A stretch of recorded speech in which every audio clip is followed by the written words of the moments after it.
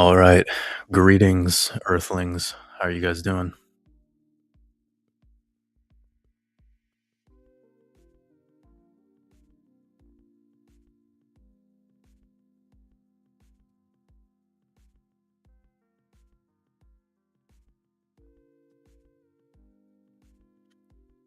Go ahead, give this a thumbs up. This way I'll know that you could hear me.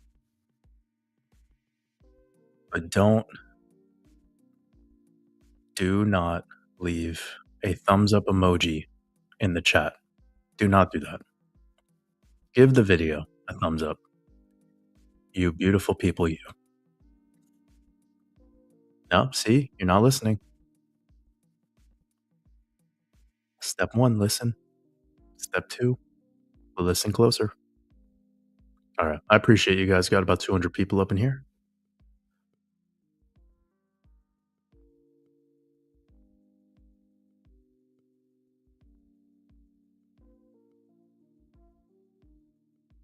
My mic might be a little hot. Let me know if I am too loud.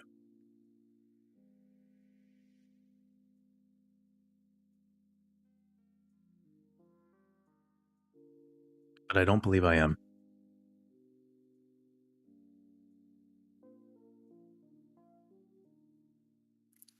All right. All right. Rico says you good. All right. I appreciate that. Good. Good. Good. All right, man. I just want to start this out with some gratitude. I appreciate you guys. It's officially been 4 years of doing Waters Above. Technically, it was like March 2nd, but Mastermind Community started 4 years ago, like as of last week.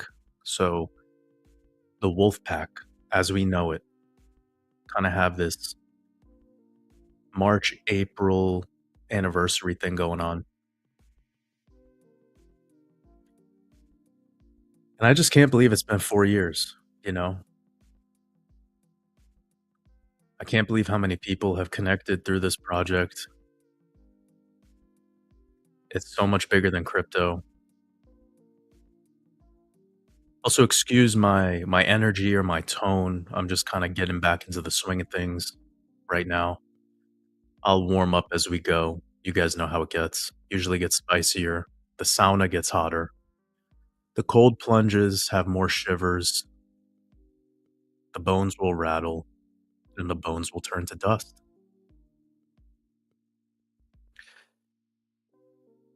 But I really appreciate you guys. I really want to just kick this off with some gratitude. I can't believe what has been accomplished over these past 4 years. I can't wait till year five, six, seven, eight. Who cares about the numbers? But it's definitely wild to just look back, you know? And I'd venture all of you to practice this. We could all practice this together. Do you all remember what it was like at the beginning of C19? That was 5 years ago. Can you believe that was 5 years ago? When it was happening, we were all just like, "Shit, how long is this gonna last for?" Let me get some visuals going for you guys. One second.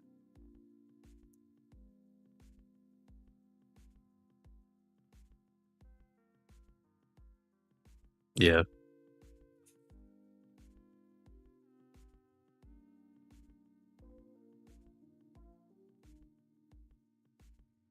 Yeah, we're not really too worried about what's going on in the markets right now. You guys know it's a Saturday, Saturn's day. We've been seeing this all the time, these Saturday, Sunday moves.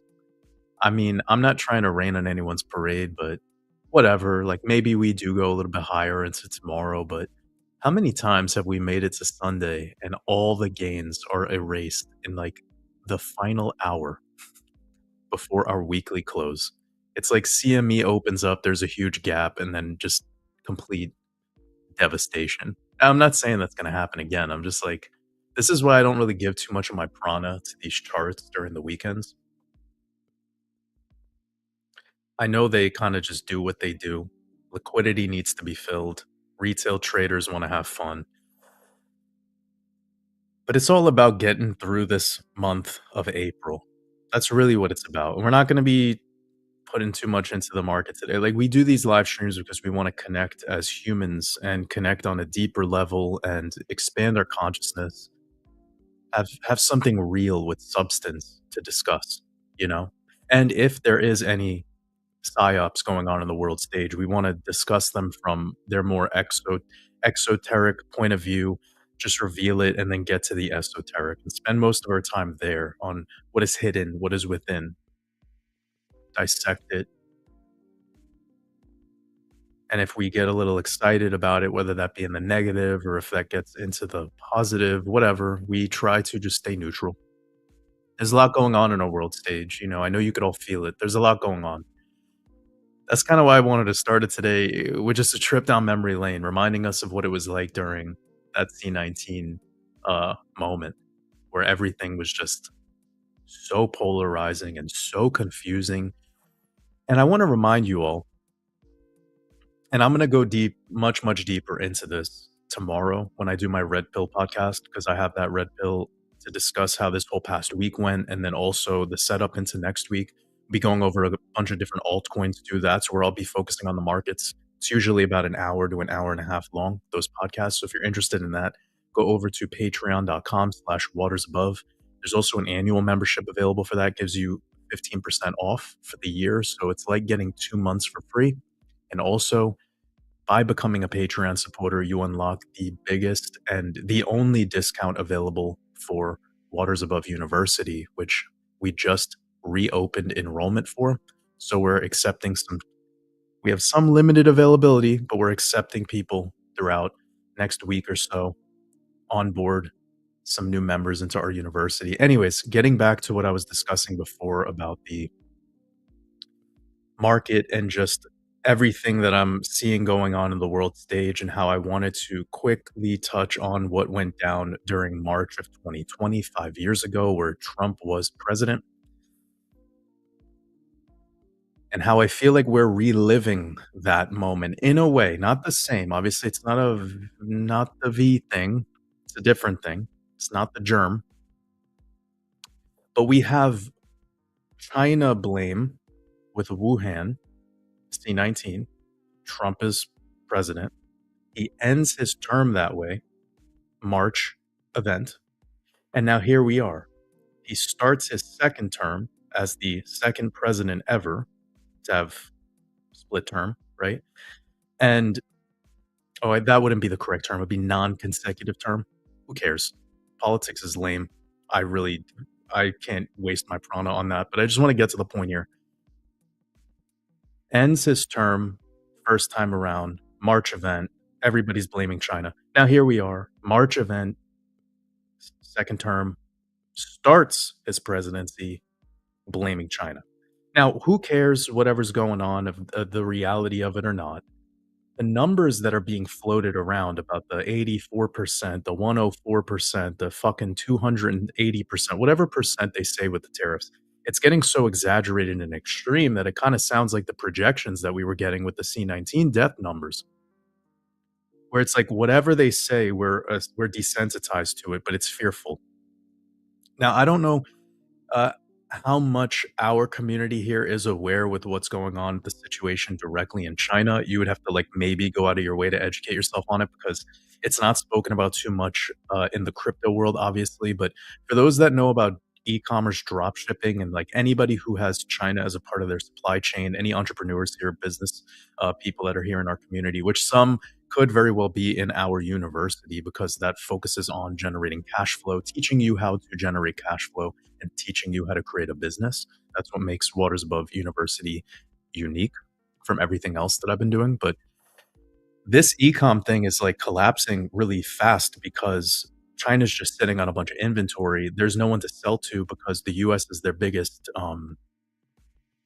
buyer. And the unfortunate thing, I guess I should say, is the second biggest behavioral consumer, I guess we could say, to America would be China.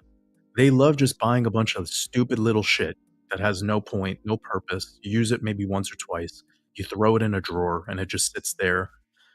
it never decays or anything because it's just like plastic, you know, whatever. The thing is, though, is that this script that we're all living through does feel very, very much like 2020. Same time frame, markets doing the same shit. The fear is in the air again. Um, Yikes. If you look at the numbers of people traveling to America right now, it is devastatingly low from particular countries, notably Europe. It's like a 33% decline from this time last year. Now we could say that there's a money excuse me, a money squeeze. One sec. Let me get a sip of water and then we'll keep going. One moment.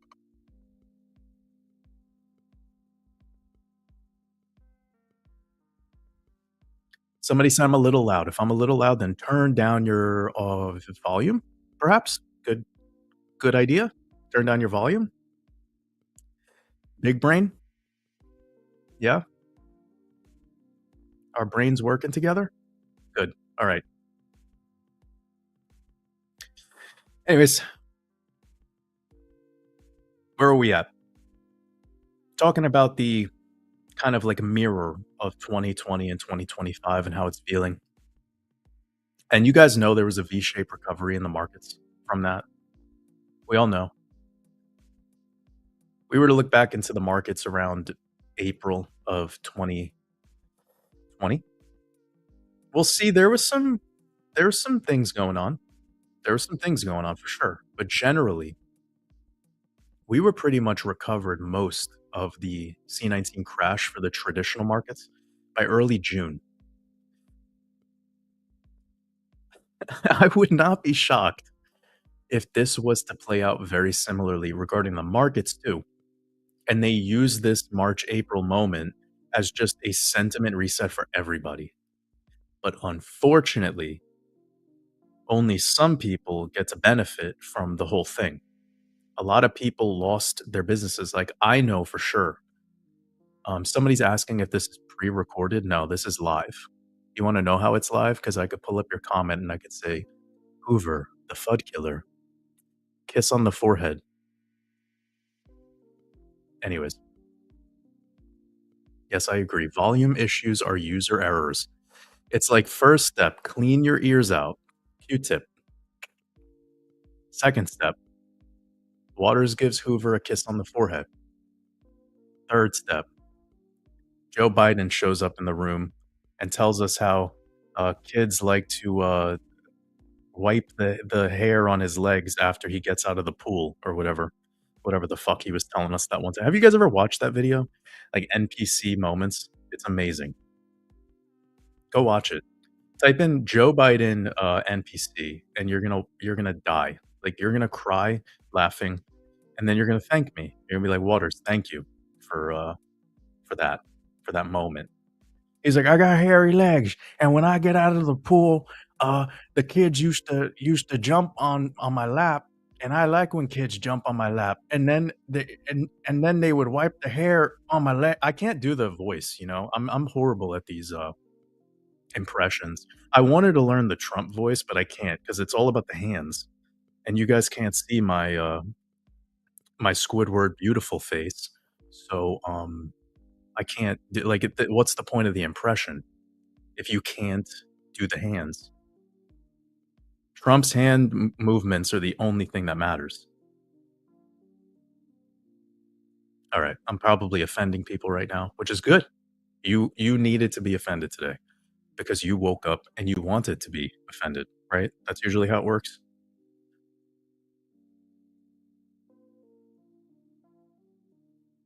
Jacqueline says I'm enunciating too much.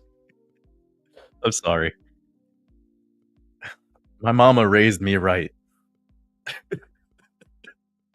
All right. No, we got to get back to it. Um, I appreciate you, Umberto. I appreciate you. Much love, brother.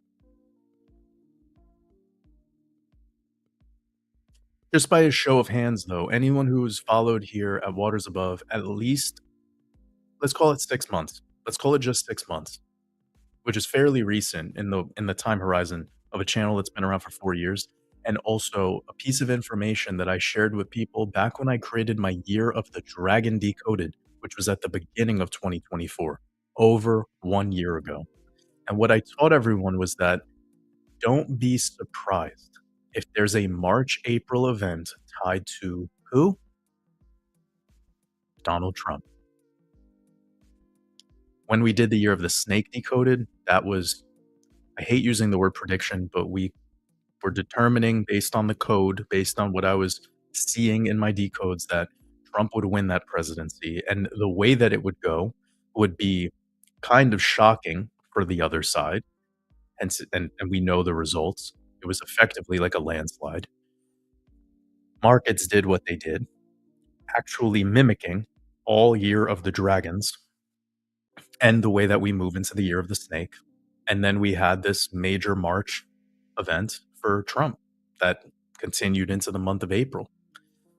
So there's a lot to unpack here, but that outlook for how that's going and the speed of how quickly the markets got wiped out, all these hedge funds with their margin calls and how quickly everything was liquidated, it's telling me, and I told you guys I wouldn't be spending too much time on the markets, but I just wanted to get this out of the way at the beginning because, YouTube videos are, I try my best to get them out, but I'm here. I'm connected with you live. Hoover remembers. I just sent him a digital forehead kiss so he could confirm. But seriously, like if we look back at the May timeline of 2020, we saw where Bitcoin and crypto was generally. I mean, and guess what? Back then, people were bored. I remember it took until July, August of 2020 for people to really get, oh yes, exciting again. And then there was another pullback down into September. Why? It's Rosh Hashanah, the Hebrew New Year before we moved into the Shemitah year. This was stuff I was teaching people, by the way, all the way back then. So here we are. It's like we're living through the moment, and it's tough for people. And yesterday I connected with Zach Rector. Shout out to Zach. Had an amazing chat with him. Go check out his channel if you want to listen to the interview. I might be able to repost the interview um, on my channel. So stay tuned for that if you'd like.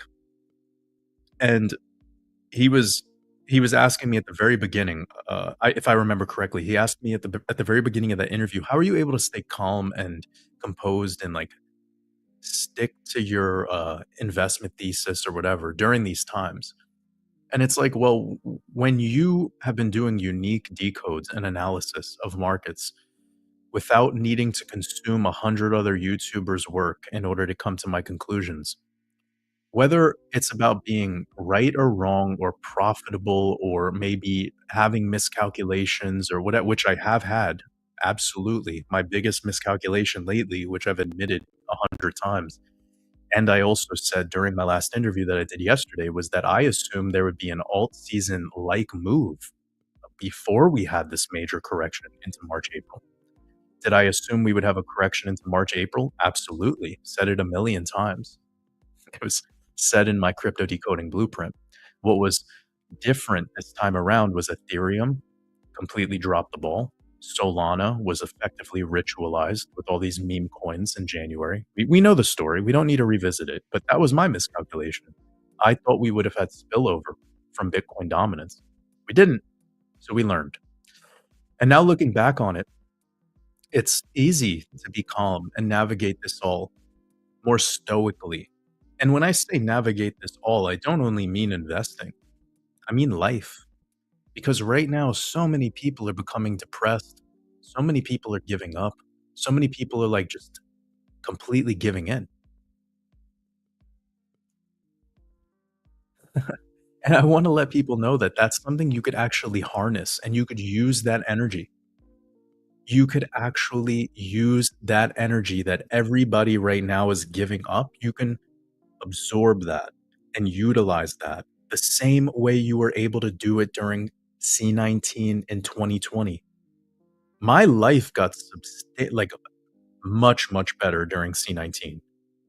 That's not a brag. Please realize, guys, this is not me bragging or flexing.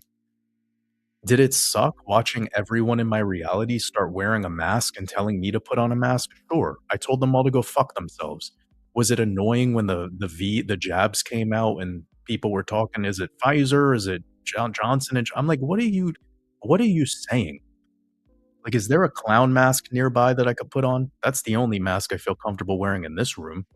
You know, that was how I felt. I was bitter, probably like the first 6 months. I admitted this on live streams. I'm a pretty cool guy, but that first 6 months of C19 got me excited. I started calling people names, you know, like pointing the finger a lot. I wasn't so calm. I wasn't so chill. And it took until I was able to admit that and apologize to some people and see things for what they are as a more spiritual being and kind of come to terms with it all. And ultimately the point that I'm getting to here is that when I preserved my prana, my life force energy, and stopped projecting it outward onto the new world order or onto NPCs in my community or whatever, people in my little world, and I started utilizing that energy to serve my purpose, my life dramatically changed. C19 was a gift, just like 9/11 was a gift. Some people are going to get triggered by this, but please relax. Obviously, the people that were involved in that and unfortunately passed on from this matrix didn't go that way. But all energy is not created nor destroyed. It's all here, it's all going somewhere, and we're in a simulation. So life is life, right? The point that's being made out of all of this, and again, if any of this is triggering you so far, you're not in the right place because you're listening with your mind too much. You have to go to your heart, kind of see it for where it's at. So what does he mean by the 9/11 thing? How is that possibly a gift? How is C19 a gift? Well, back when I started my channel, I asked everyone, when was your red pill moment? The video is probably out there. So I don't know. I forgot which one it was. It was a long time ago, probably like 3 or 4 months into me having my channel. Probably only had like 1,000 subscribers or something. And I said, tell me in the comments section, what's your red pill moment? And I promise you, I'm not exaggerating. 9 out of 10 people said 9/11. And I'm like, huh. So we know it's an inside job. We know it's this, that, and the third. But yet it helped you awaken? It, like, illuminated you? So what are you complaining about? What are you mad about? Why are you mad at the New World Order when it made you advance? You walked up another stair step in the stairway to heaven, which, by the way, the more steps you go up, the lonelier it gets. The lonelier the less people are up there with you, by the way. So if you like having a lot of people around, well, sorry to break it to you. But what happens is as you make another step up that ladder, you look beside you and you start noticing that this one friend or that one family member, they now look like Agent Smith from The Matrix. They have like a suit on now and that earpiece, and you're like, "What the fuck? Where did my Aunt Beth go?" You start seeing the real Aunt Beth as you get surrounded by a bunch of agents. You realize, "Oh, this is a video game, and I'm Neo, and I have to kinda get through all of this." And one of the main purposes of this video game is love. That's the Trinity character. Anyways, welcome to this live stream of consciousness. We're gonna talk about a lot today. If you're enjoying this, stream of consciousness, go ahead and do not like this video, because one of the things that annoys me the most about people on YouTube is when every 5 minutes they're asking for somebody to like the video. Smash the thumbs up button. Doesn't that shit bother you? Anyways, and I'm a part-time comedian.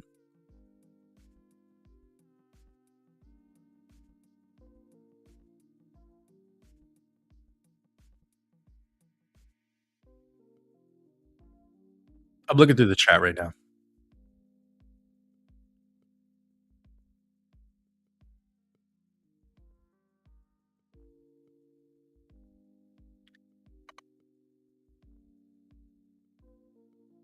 Dean, I appreciate the super chat, sending you lots of love. Hope you're having an amazing weekend.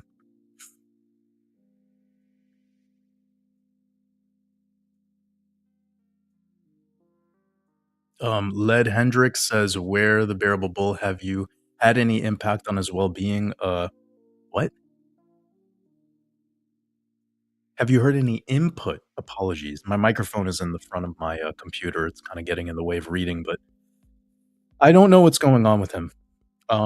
He's a grown man. He has his own personal life. I don't know what's going on in his personal life. I really hope the best for him. As always, I've tried calling him recently. He didn't answer. He didn't call me back, so I don't know what more I could do. I hope he's well, truly.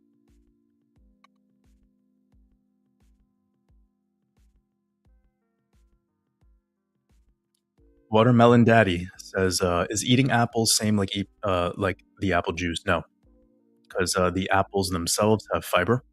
Obviously, depending on the type of juicer you have, you will have more or less fiber.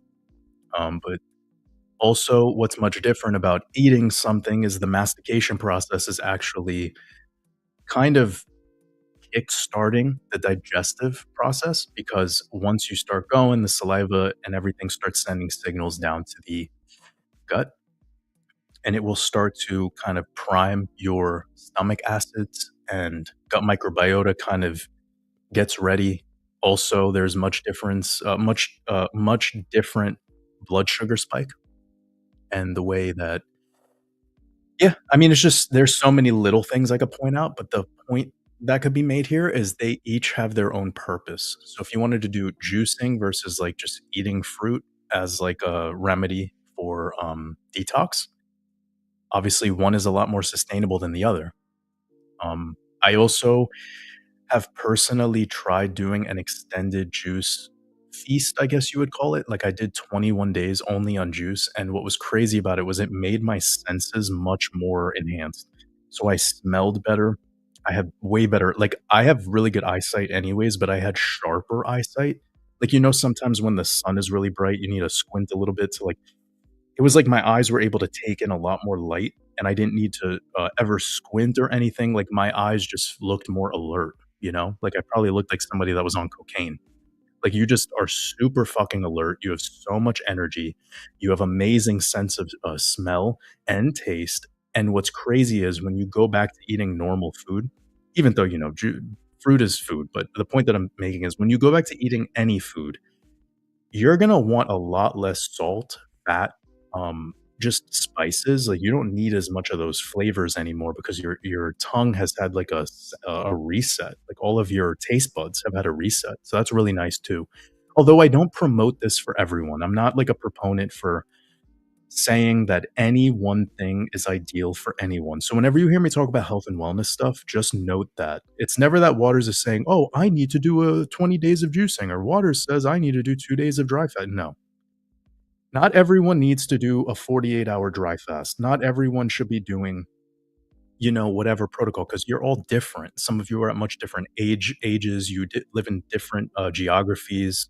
Some women here, might be listening to this and they're menstruating right now, or they might be pregnant right now. It's like you can't give that same advices to every woman. There's a difference between a 20-year-old and a 70-year-old, and, this is all very important. So hormones matter quite a bit when it comes to giving advices about health and wellness. So because I have much more experience in that field than I do in crypto and in investing, I actually created that expansion mastermind over at watersabove.com. So if you're interested in learning more about health and wellness and an entire protocol to learn about detox, even I went as far as to add some, like, little gems on things like, sun gazing, mudras, breathing practices, and I did it from an angle that tried to make it as affordable or as free as possible. So, with some of the protocols that are gonna be taught inside of that expander mastermind, you might be saving money on what you normally pay on a monthly basis for groceries or for consuming in general, and I know that really helps right now, especially in these times.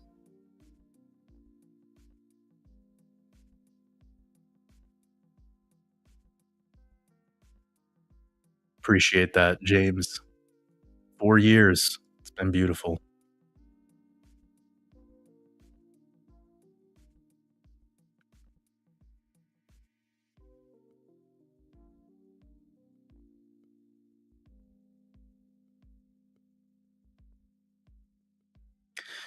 Sometimes we do move up on full moons because it depends on what else is going on in the sky. So the full moon or the what the sun is doing is just a couple elements in astrology, as you're well aware. So we also need to take in a couple other very important things, which by the way, this upcoming Red Pill podcast that I'm gonna post tomorrow, I'm gonna go through something that I've yet to actually venture into, which is Venus retrograde, which is wrapping up kinda today on the full moon. So because we're getting Venus stationing direct and also a full moon effectively at the same time, that's why we're getting these energetics today isolated towards crypto in particular. Remember, Venus in gematria has the 25 and crypto has the 25, and we're in the year of 25. April is the month of Aphrodite, Venus. This is why we have our extremes right now with the market up, down, up. So I'm going to go into that very deep tomorrow. So if you guys are interested in that, again, patreon.com/watersabove, Mastermind Community. I will have that out around this time, probably a little later than this time tomorrow.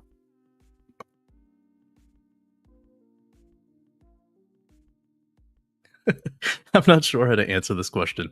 Shout out to Two Trades. I appreciate you, brother. You said, do you think that people like in the movie Gummo invest in crypto? I don't know what you mean. There's something off about that sentence grammatically, but I love that movie Gummo though. It's one of my favorite movies.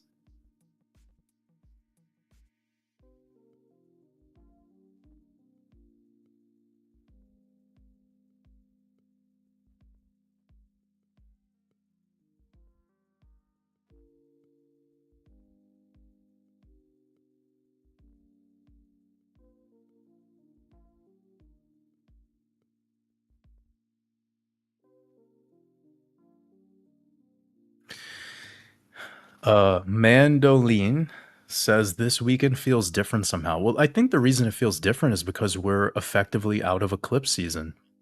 So we had our eclipses paired recently. Last one was the partial solar eclipse that was at the end of March. And now we're at a full moon past the lunar eclipse that we had this time a month ago on March 13th, 14th. We all remember that. So it's feeling different because the energy that everyone who's listening right now, I want you to understand if you've been going through anything energetically for the past 60 days, there's a reason. It's because this was one of the most powerful lunar eclipses that we've had since May 2021. So yeah, like it's kind of a fucked up thing to have a total lunar eclipse in the midst of Mercury retrograde and also Venus retrograde at the same exact time. And in the year of the snake, which is a year that's known for crazy shit going down. So, yeah, like the energy in the world has been kind of wonky. And I believe that as we get through this next week from today, through the shadow period of Mercury retrograde that just passed, things will kind of start to feel a little bit easier. But I think April in general is very much the month that we are in the process of resetting generally because it's what's going on in Mother Nature in all the places that have major stock markets. You know? So we have had our equinox and we're moving into longer, sunnier days. The end of April marks that transition. And moving into May, we have May Day, May 1st. We have May 5th, which I think is going to be a powerful date. I'm going to talk about that more on the Red Pill tomorrow.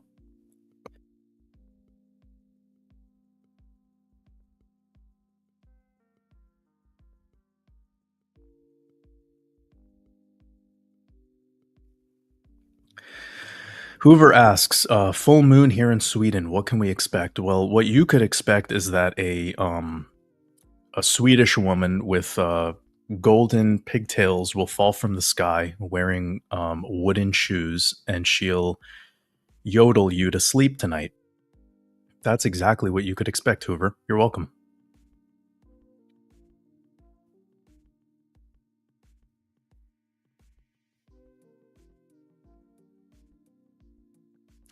Dean says you make decoding look so simple. I think it's because decoding is actually simple once you learn mythology.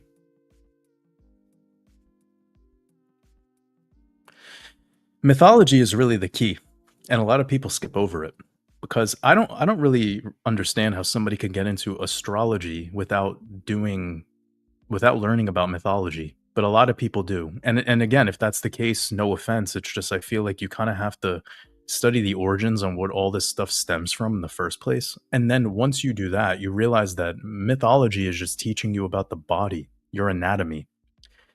And what's amazing is these things like the Bible and I don't want to get complicated today. I'll just say the Bible. The Bible. It teaches you about your anatomy. It's not teaching you about the world. It's teaching you about your body. Well, and of course, your body is of the world because you are the matrix. You don't live in a matrix, you are the matrix. Somebody else says, this seems pre-recorded. Well, I'm here reading your comment. Can I ask a question, Czam? And this isn't to be disrespectful, but what is up with these like 8-bit what are they called? NFTs? It's like a monkey wearing a hat. Like, what is this phenomenon?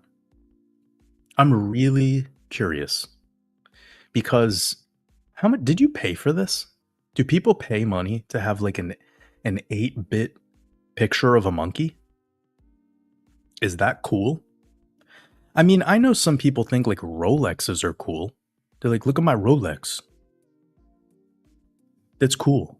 By the way, if you own a Rolex, just realize that it's like the least exclusive watch. It's like, I don't even know, 1,000,000 of them are made a year. Womp, womp, womp. And people like get like diver watches, but they never go into the water. It's like, do you need that chronometer? Do you use that? Anyways, shout out to Rolex. They actually are, I guess, a big reason why people have gotten sucked into materialism. So, whatever. You know, it's the Matrix. Have fun. But there's much nicer watches out there, by the way. Hoover said he lived in. I'm gonna just read only Hoover's comments for the rest. No, I'm just kidding. I'm just kidding. This is the last one. Hoover says I lived in China for 18 years. What do you want to know about the Chinese? What I want to know about the Chinese is how do they make American Chinese food? Because I grew up in New York City, in Brooklyn, New York, and oh my god, American Chinese food is fucking amazing. It's not good for you. It's greasy, really like, yeah. But does it taste amazing? Yes. And I'm sure they're using MSG and all sorts of fucked up things, but like shout out to Chinese American food. American Chinese food is probably the better way to say it. American Chinese food. Awesome.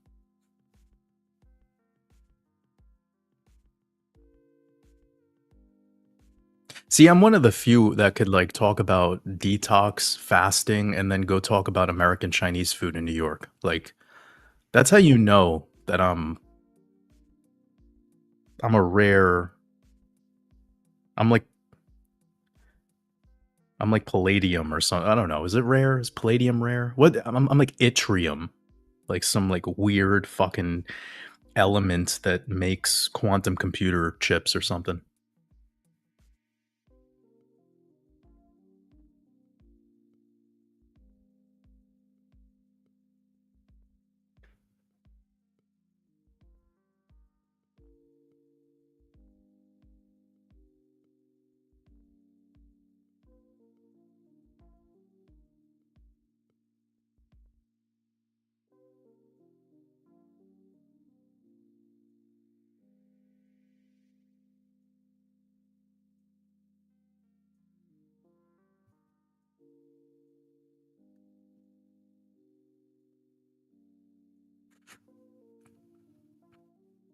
I appreciate you guys. We got about 600 people hanging out with us.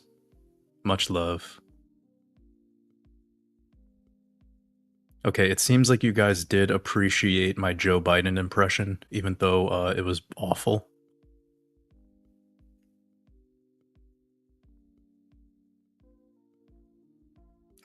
No, I can't do the face reveal Trump impersonation because I look nothing like Trump. So it just wouldn't work. Have you guys seen the Shane Gillis impression of Trump on Kill Tony? Fucking gold. So good. See, my hands are like bigger and my fingers are too skinny to do the Trump hands. You need to have like those sausage links, you know? You have to have those like German fucking beer brats hanging off your what's the part of the hand that doesn't have dog? I am sad. Sit around and just talk to myself and make myself fucking laugh all day. But guys, what's that part of the hand? I know it's like the palm, but if you like had all your fingers cut off, like that you only had that like big meaty ping pong paddle. What is that part of the hand called? Is that the true hand? That's the hand. That's the hand. And then it's okay. Is it still a hand if you have no fingers? Guys, I have a fucking seriously deep philosophical question. Is it still a hand if it has no fingers? Answer me in the chat.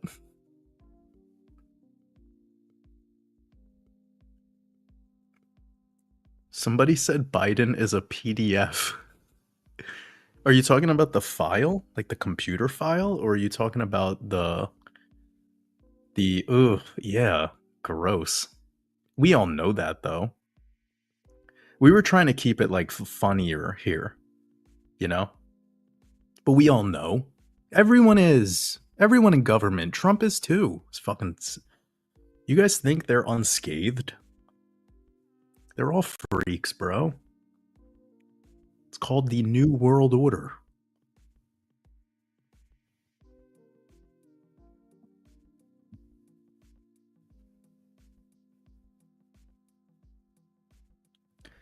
J&A Voices for Change. I appreciate you. Sending lots of love. Truly, truly, truly. Third Eye Wizard. Shout out to you. Sending lots of love. 3 years. Tres años. And in the uni. Appreciate you. Much love.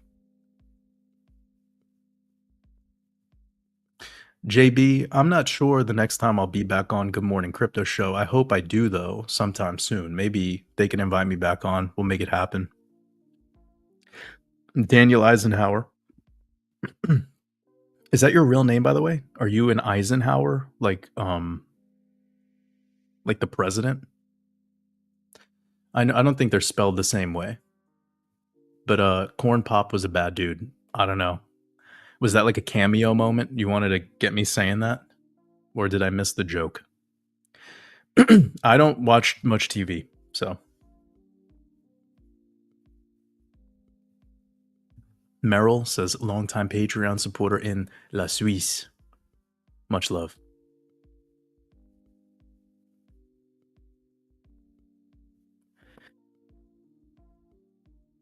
We also have Ryan Eisenhower here. Are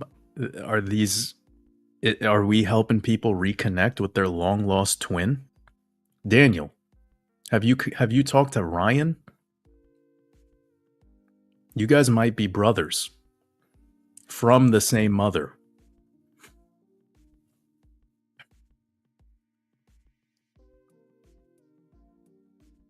Eliza says, I want a forehead kiss too. There you go.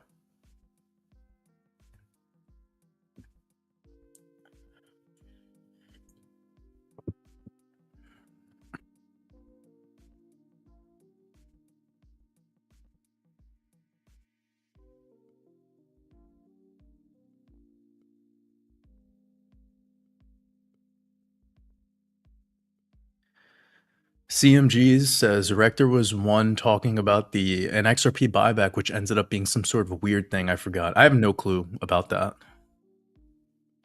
No idea.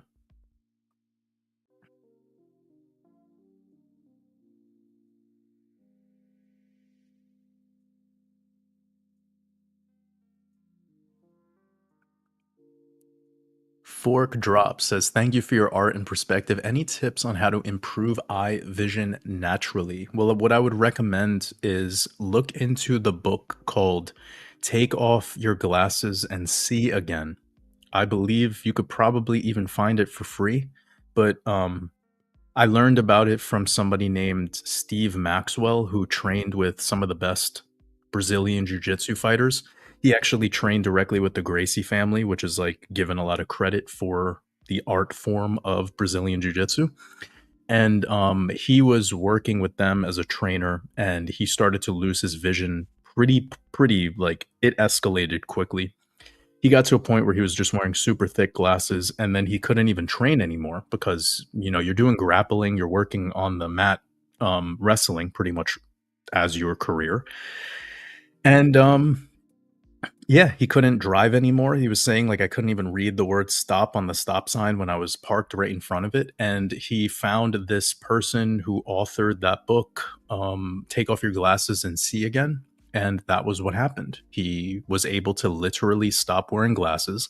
And at the time of me watching the interview of him talking, he wasn't even wearing glasses anymore. And he showed that he had pictures of himself from back in the day, like obviously wearing glasses. And now he doesn't need them anymore because it's an exercise. It's like you exercise your eyes and all these muscles in your face. Pretty fascinating stuff. Trappy says, Waters, you believe in the rapture. I believe that we all have I believe that we all have an internal rapture. I look at everything as it's happening within. As above, so below, as within. Everything is happening within you, okay? Your vibrational frequency is determining the way you perceive everything that's happening, quote, outside of you. So when you look into the ocean, your perception of the ocean will be at one position. Maybe you're looking at the horizon line, and you will have the ability as consciousness enhances more and more to realize that your emotions, your feelings are equal to the waves in the ocean. Literally, their movement, the tides, the visual, the way that the sun rises on the horizon line, the way the sun sets, all of that, the whole relationship between you observing it, the way the waves move, the way the waves sound, all of that is tied back into you. Now, I know that's a little deep for some, but I'm answering this question honestly, like the way that I feel, okay? Whenever anybody tends to externalize things, especially from like the theological, like from the biblical perspective, I try to remind them that the Bible is just teaching you about you. It's teaching you about what's going on within. Who is the main player character to do this for you? His name is Jesus Christ. He is the body, the flesh. You are the body, the flesh. Okay? This character, this archetype is teaching you about the experience as an enlightened being who is connected one with nature, as one with the all, which is God. You are everything that is, was, and will ever be. And when one awakens to this knowing, you start to become quite dangerous to the world, because you're no longer looking at everything like it's here to get in your way. You're no longer upset at the rainy day. You're no longer worried about what will happen in the world in the future, because you realize that time is an illusion. Everything here is simulated in your favor, by the way. And all you have to do, which, by the way, I'm breaking the cardinal rule right now, but all you have to do is keep your fucking mouth shut. Everything I just said, don't say it in person to anyone. Okay? Because if you say what you're saying to the world, they will look at you and they will quickly want to destroy you because you're breaking down the paradigm. You're removing the safety net that they need, what gives them structure, what gives people yesterday and tomorrow. You're giving people, you're taking away so many important things from people. 90% of humanity looks forward to Christmas, their birthday, New Year's, their anniversary. We're addicted to the calendar. I mean, funny enough, a big part of my work here is decoding calendrics. But I needed to get to this place consciously and have this awareness for me to be able to have a relationship with all of it without it being emotional and without it controlling me. This is why when I start every video, I say, "Welcome to another day in the Matrix." It's the most honest introduction. The rapture is something that goes on within you. That's all. You know what an apocalypse is? Yeah, that goes on inside of you. So when you start to realize everything as it is, it becomes so unimportant that it can be very, very demotivating. Anyone who's had like a deep, maybe like a psychedelic experience, when you go timeless, you realize that like, oh shit, none of this really matters, does it? Kind of doesn't matter. And what brings you out of all of that is the knowing that this is your video game. This is your movie. You're the director, the producer, and the main character. You wrote the whole script. See, what's fucking us all up as truthers is that we think the script that's being written by the New World Order is somehow more powerful than the script that you will write. And I'm here to remind you that that is false. Your script trumps any other script that exists, including the Bible. Hence, or just to help you guys, why do you think the elite are using the book of Revelation? And why do you think they're hiding from you the book of Enoch or the Gospel of Thomas? The fucking Vatican is doing this. Why do you think they're doing it that way?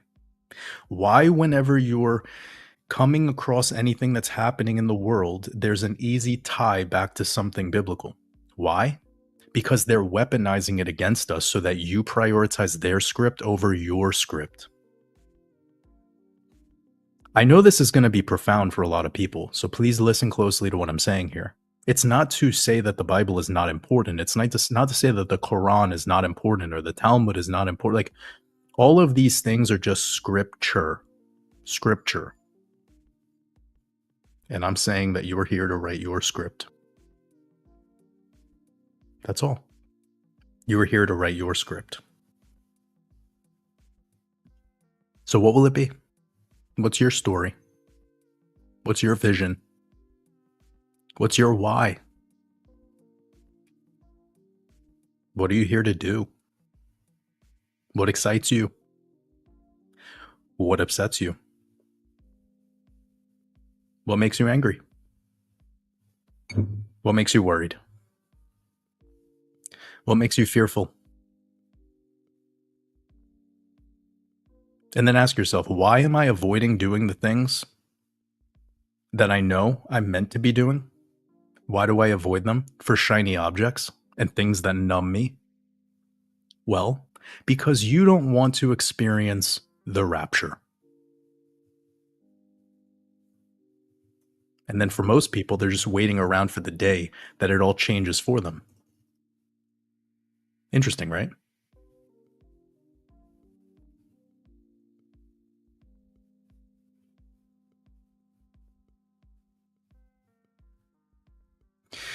Every day you go to sleep, you're being transported out of your physical body into an etheric realm.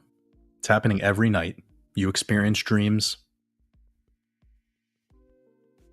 My process is instead of having dreams, live my dream. I'll end it with that.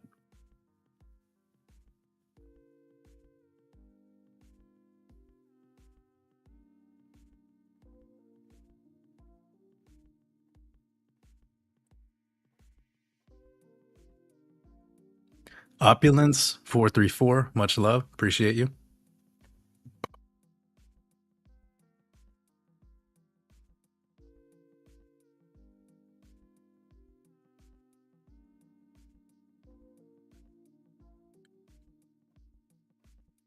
J Fight Master 74, I appreciate you. Appreciate you a lot.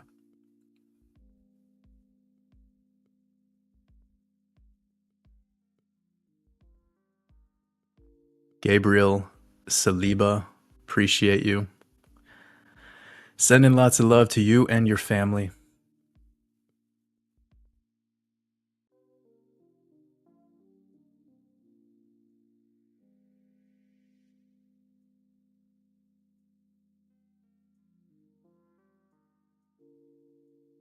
Zilapia says, sometimes I think you're an insider.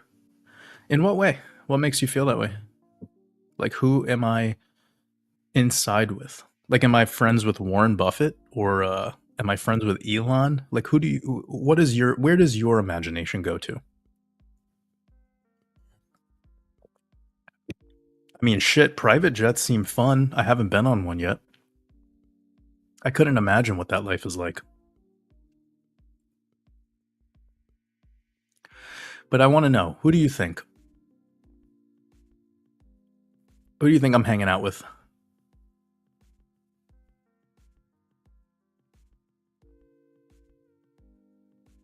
That might have been a compliment, by the way. So whoever I was just responding back to, Zilapia, I might have sounded like I'm being negative in response to that, but I'm not.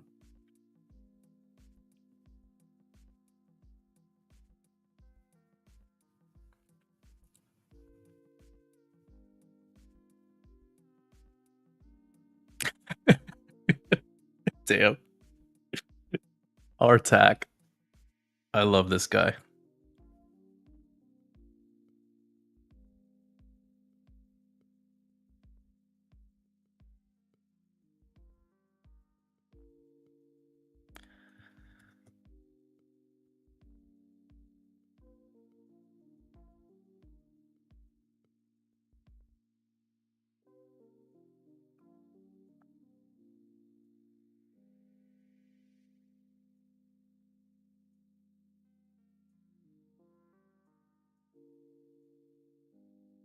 Dude, there's a Wolf Island.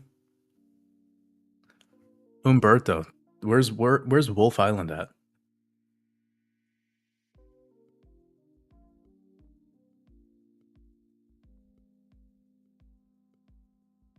Oh shit. Artak said, thanks to your wow. Can you tell us more about this? You said, thanks to your courses, I took a leap, moved to Hawaii, and started my business. Best investment I've made. Wow.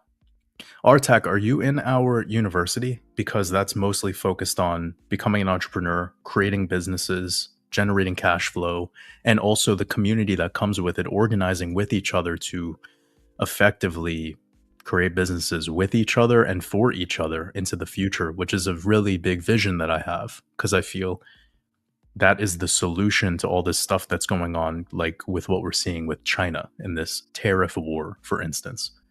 I see us complain quite a bit, not us, obviously, but I see the world complains quite a bit at what's going on. And I feel like we can become much more self reliant if we just decided to build for each other instead of waiting around for the system to build for us. But I would love to know, Artak, if you're in the university, because it would definitely resonate with what you're doing right now and kind of be an extension of what it is that you've already accomplished. But regardless, congratulations. And I'm so grateful to be a part of your journey in any capacity.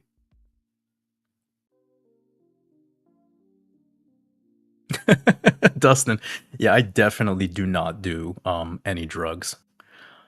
So you wouldn't have to worry about that. I am I'm too boring for that.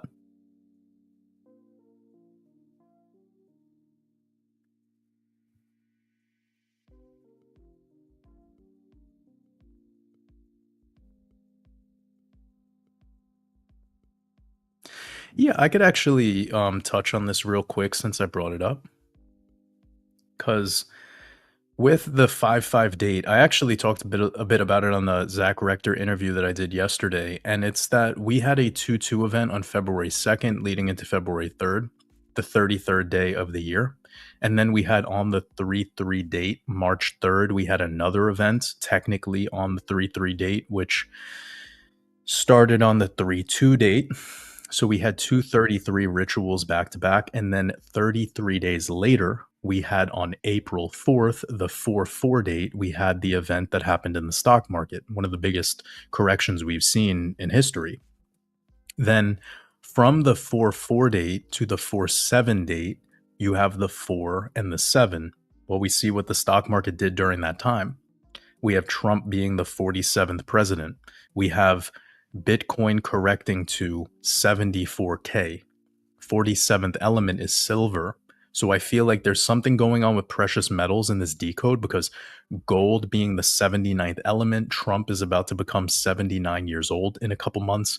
And he's continuing to call this the golden age and all the things that he keeps saying about gold. He even created this thing called the gold card, which is like a rich person's green card where it's like $5 million and you could just buy yourself into citizenship in the USA.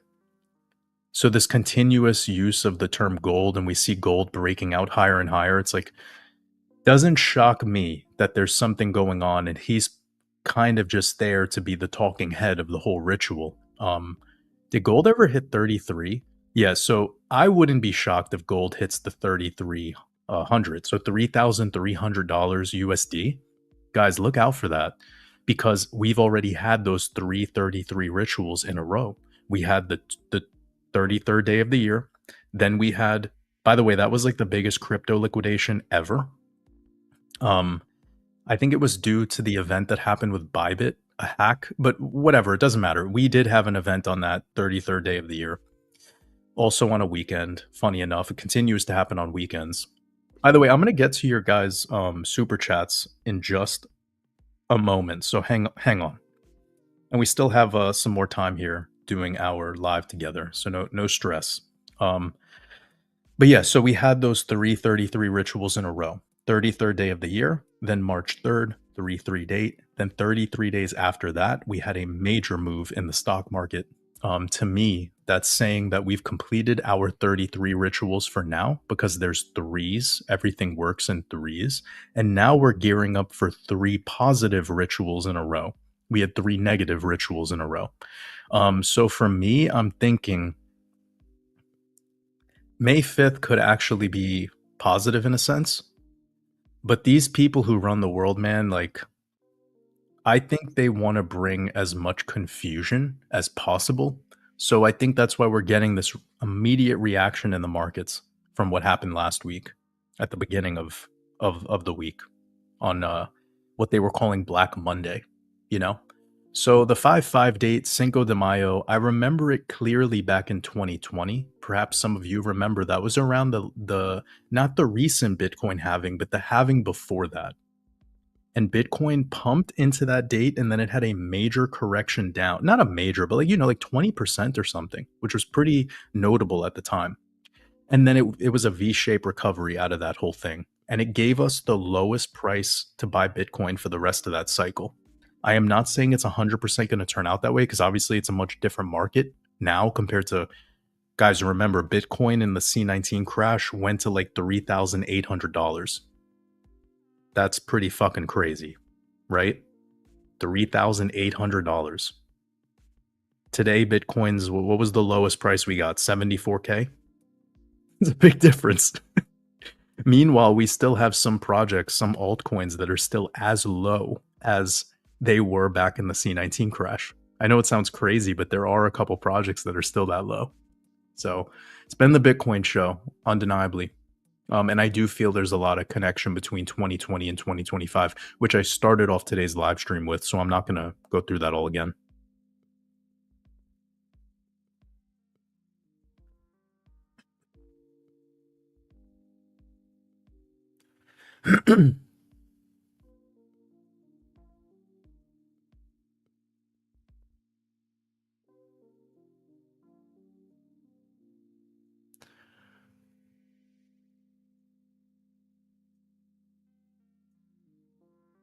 CBK says, "I believe whomever made this money game are for sure occultists." Of course, like, look at the term money. It starts with MON, mon. What does Monday start with? MON, mon.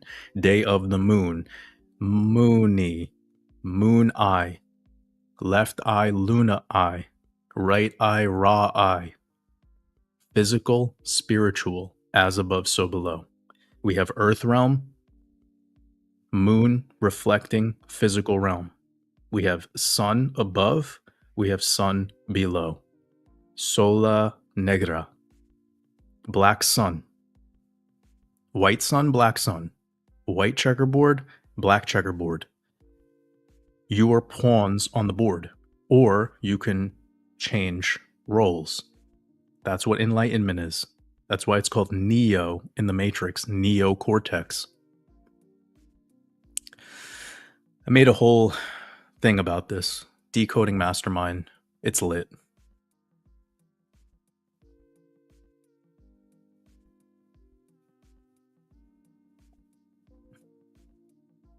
JV said you're hurting feelings. I always hurt feelings. XRP2 Arkansas says, I bought and sold 2 Rolly Stay. Is that kind of part of your business? Are you somebody who's a jeweler, or you're working in that particular field? I mean, if you're buying and selling them and you're making profit, then have fun. I'm not against the grind.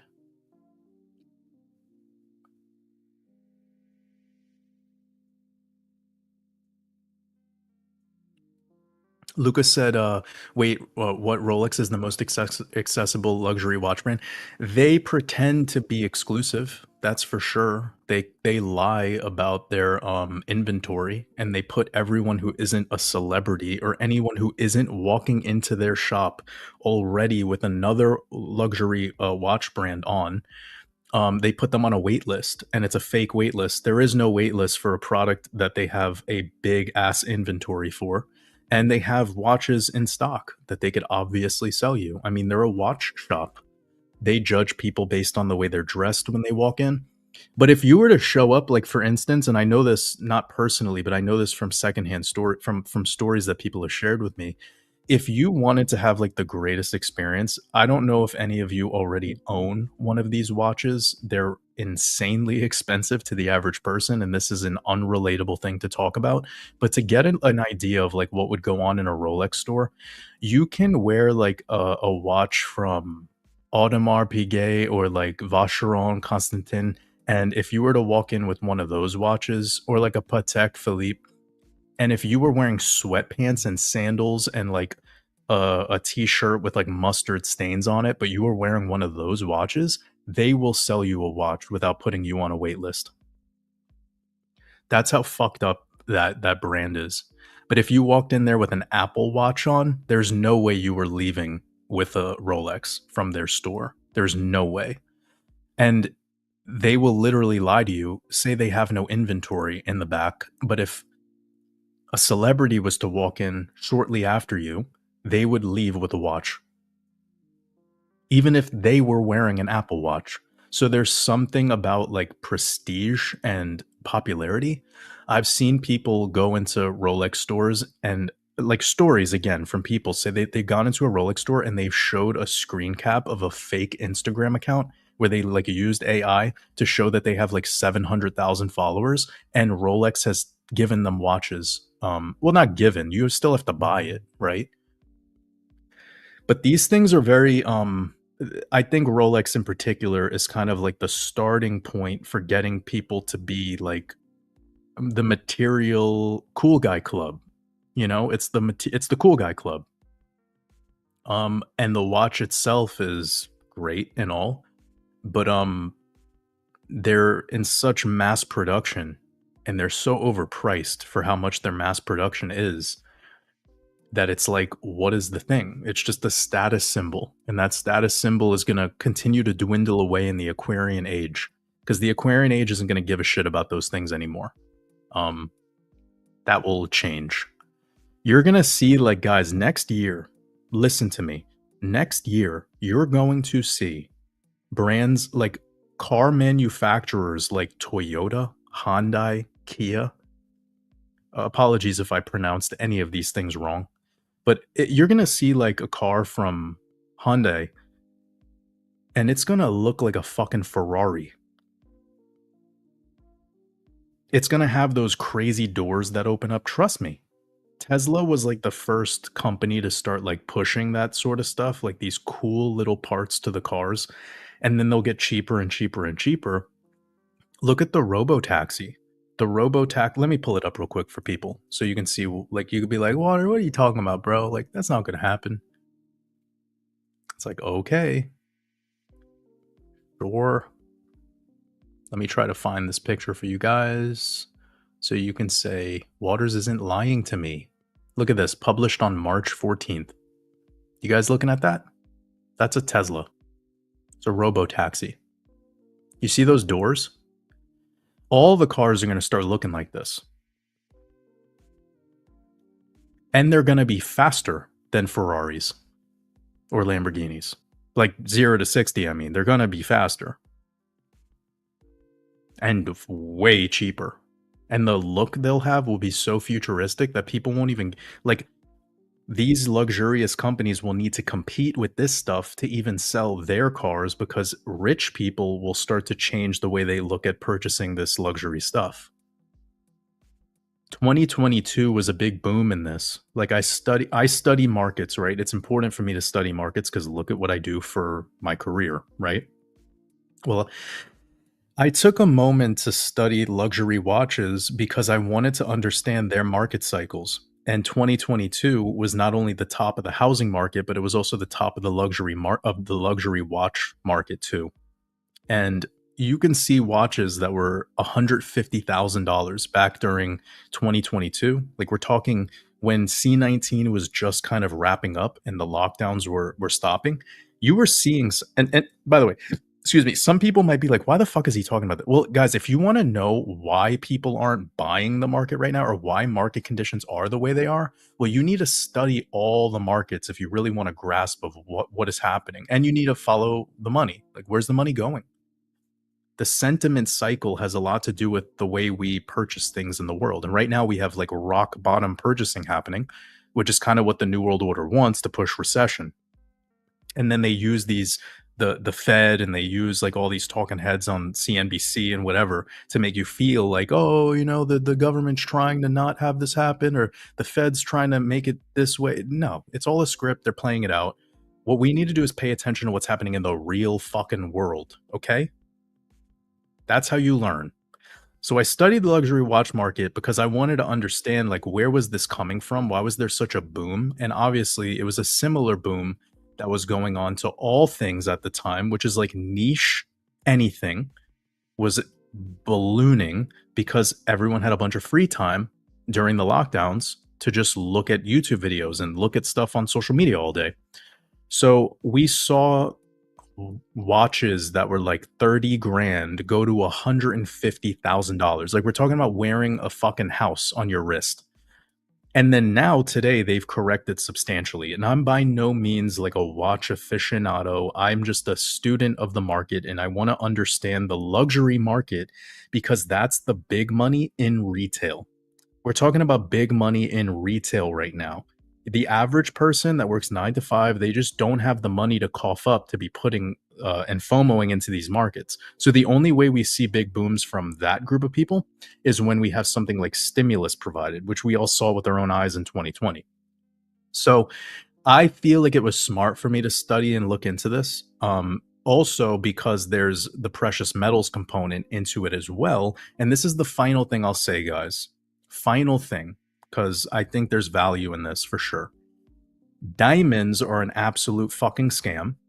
Nothing about that industry is reality. It's controlled by you know who, Daddy Zion, who also controls the precious metals industry, which has pushed rose gold quite a bit, pushed diamonds a lot. This is why all the hip hop artists, all the rappers, they wear these watches that are like tons of diamonds in them. The moment you start drilling holes into a fucking watch, you've destroyed it. So they're scamming people. They're getting them to just spend excessive amounts of money on something that's effectively useless. And all these stainless steel watches are something that's huge now too. Again, stainless steel, it's much more durable. You could bang your wrist against the wall or whatever, and you don't need to worry about it. But the problem is if somebody was to roll over that watch with their car, it's a piece of shit now. But if you had a watch that was even 18 karat gold, not 20, you won't see any 24 karat gold watches. But if you have a watch that's 18 karat gold and a fucking 18 wheeler, every wheel of it smashes that watch, you can melt that thing down and have a gold bar. Again, not the purest bar on earth, but it's value. It has value. Stainless steel has zero value. Like, you're using stainless steel to make a countertop in your home. A fucking bread baker uses a stainless steel countertop. But they're sucking everyone into buying these very expensive things that are made out of shit materials. And then on top of that, they're scamming people with the diamond industry. All of this is bubble territory, every bit of it. That's why I think 2026 is going to be so transformative, and why I want people to realize that when even rich people are getting bamboozled left, right, and center, obviously retail loves getting bamboozled too. Some people are out here buying fucking ape NFTs that have lost 90% of their value in a couple of years. People are buying digital yachts in the metaverse. Like, what the fuck is wrong with you? But here we are. It is way worse than you could have ever imagined because of the materialism that's set into the consciousness of man. And I want to clear the air on this. I am not against you having a nice car or a nice watch. My advice would be, if you're going to buy a nice watch, get 18 karat gold, get a nice movement don't get some. Yeah, this would require a whole deep dive conversation on what I've learned about watches. Your Rolex is going to be fucking losing money every year for the rest of eternity. Let me just say that. It's not exclusive, it's not rare. There's too much supply on the market. It's all fake. And by the way, take that fucking Apple Watch off your wrist. You're having EMF just being pumped into your pulse all day, every second of your life. Like, so if you're gonna wear a watch, at least have a manual, like have an actual OG watch. Have a real watch. Take that Apple Watch off your wrist. That's one of the worst things you could put on your wrist is tech. Really, really bad for your health. Really bad for your health. Lee, good question. Who needs a watch when you have a clock on your phone? For some people, the way that I could perceive it is a watch could hold value like a piece of art. Anyone who owned a watch that was decent in 1950 or 60, that watch today is worth much more money. But the difference today, because some people might say, well, Waters, I could buy a piece of art today, or I could buy a watch today, and will it be higher cost in 50 years? No, because we're moving into the Aquarian economy where none of that will matter. People will have holographic watches. In 50 years, there will be like, you won't even wear clothing anymore. It'll just be digitized onto your skin. Your body will be called a what are they calling it in that show, Altered Carbon? That's probably a really realistic way of saying it. Your body will be like a skin, or like they called it something. It's I believe what we're gonna see in 50 years for sure. It sounds sci-fi, but we're just getting closer and closer and closer. If I told people 50 years ago that you will see people walking around someday with digital display watches that can read you text messages from people across the globe, they would call me crazy. If I told you the robo-taxi idea would be coming to a theater near you as early as this year, late summer, you would call me insane. But this fucking car will be driving around in Texas, likely this year, and you know how many Uber drivers are going to lose their jobs. This is why I told people at the end of 2024, the thing that's motivating me so much to create WatersAbove University is because I want people who are especially in the gig work economy to question what's the outcome of, like, what's the long game here? Because Uber driver is not long game. It's going away. I'm sorry, like, I don't want to hurt anyone's feelings here. The same thing with the people who are wearing the Rolexes. Like, I'm not trying to hurt your feelings. I would advise you, like, get ready for a new world where these things won't be the same way as you look at them maybe back 5 years ago.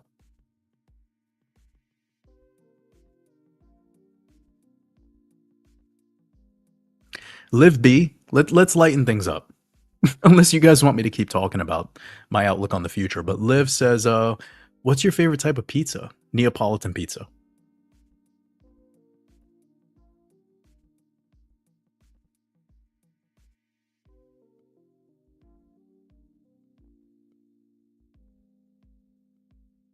And I hope that whole stream of consciousness a moment ago was less about the watches and it was more about my desire to learn more about the economy and the people who make up our economy and the hierarchy of like their of the wealth ladder and understanding that wealth ladder better, because I got to admit I am not part of that club. I don't play golf. I don't have a fucking a yacht, or I don't have any rich friends either. So like the only way for me to learn about this is the same way you guys learn about it, through study, through like observation.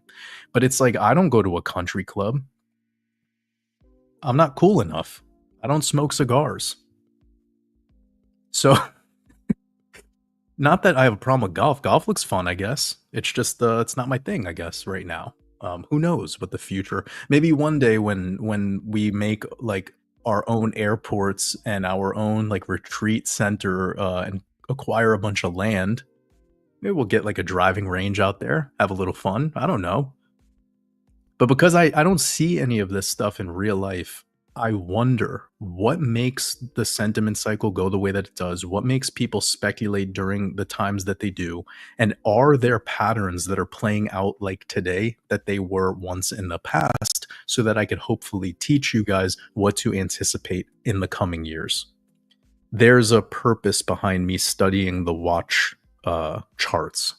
There's a purpose behind studying the copper charts. There's a purpose behind studying the diamond industry and the laboratory diamond industry, because all of this comes back to the consumerism. And if you know about this stuff, then you could quickly imagine what this quote unquote trade war is like without needing to ask anyone what their opinions are, or without needing the news, right? Because you've already done the hard work and study. Like I myself, I already know what's going on with the situation in China. And I don't live there. I don't need to talk to anyone. Why do I know? Because I had experience working in drop shipping e-commerce, directly working with a factory for about a year and a half, where I would talk to them, get all my orders placed, do everything I needed to do. And when C19 started to creep up, they were in direct contact with me, telling me what was going on. So I had that experience.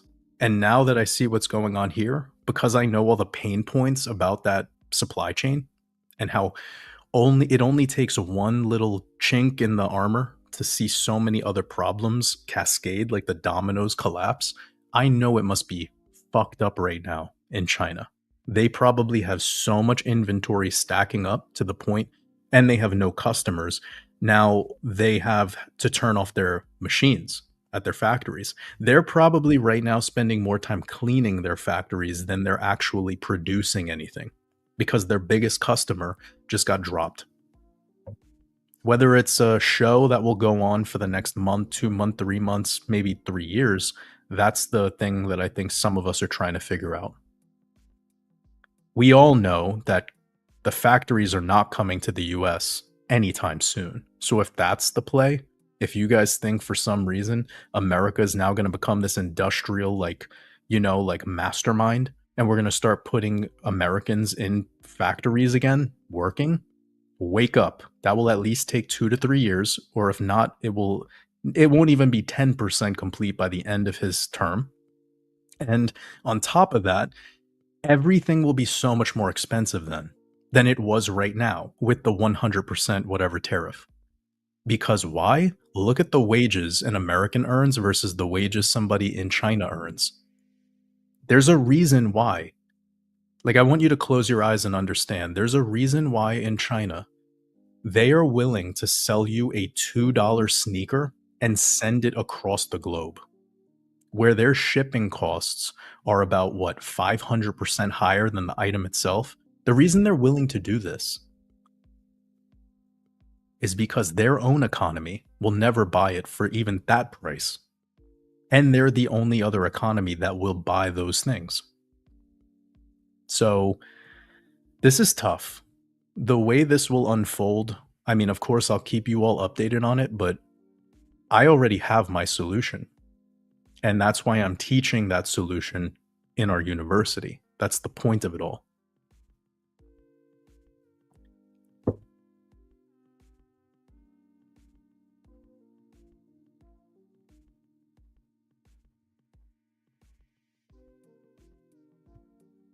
Hail, Hail Metallica. He said drinking a beer about enjoying some sun in Michigan finally, about to do some basic stuff outside, garden, fix mower. Enjoy, brother. Much love. Have some fun out there with Mother Nature. Yeah, I like this. Jacqueline said hand torso.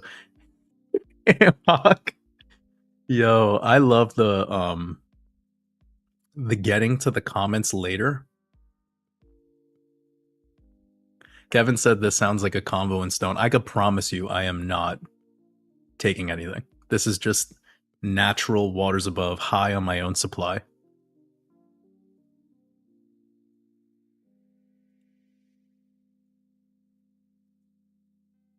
It's a paw. Shit. Clone, I appreciate you. Lots of love. Love you too. Appreciate you. Dominic, sending you lots of love. I appreciate you.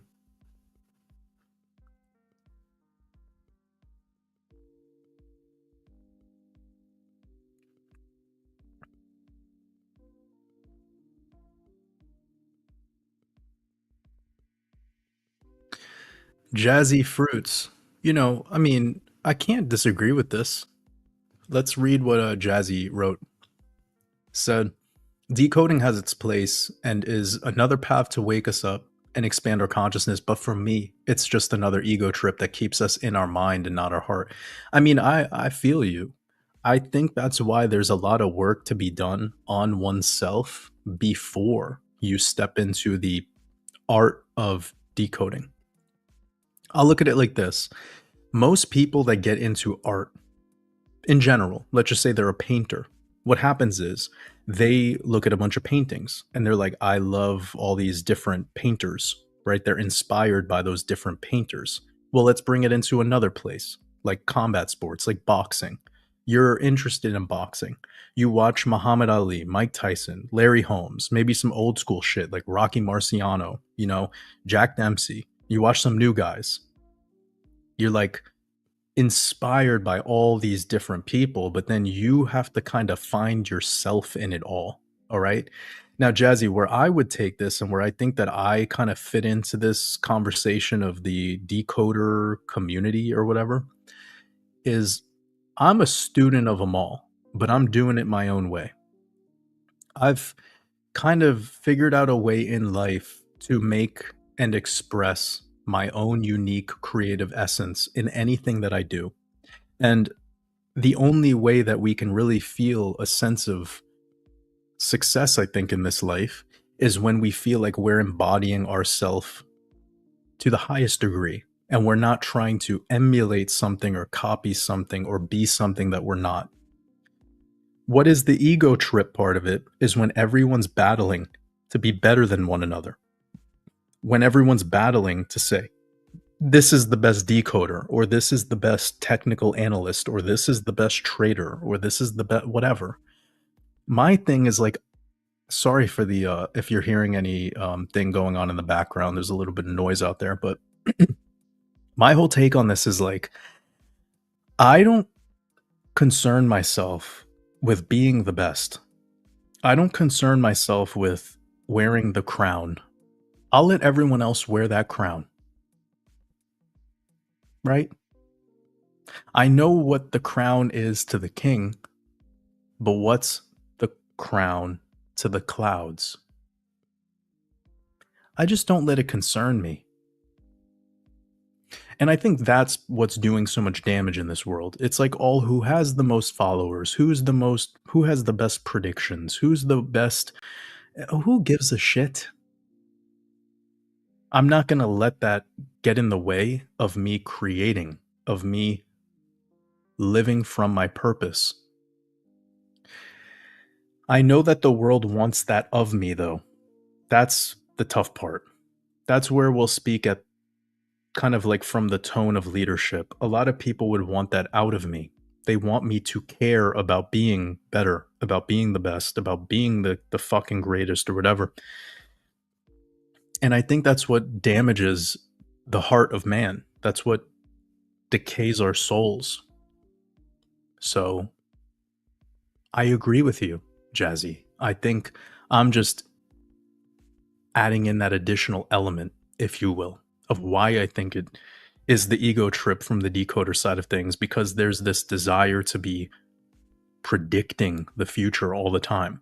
And that's kind of boring to me to live that life because I have now. And I'm going to be playful about my decodes.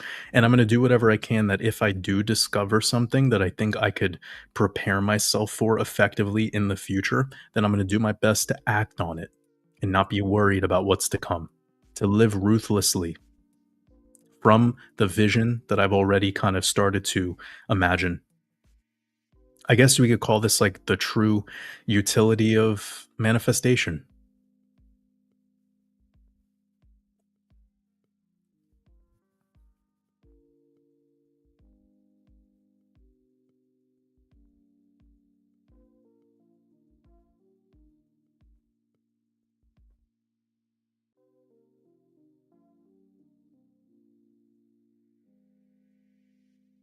I just read this. I just read this comment. Yes, a hand with missing fingers, etc., is still considered a hand. Shit.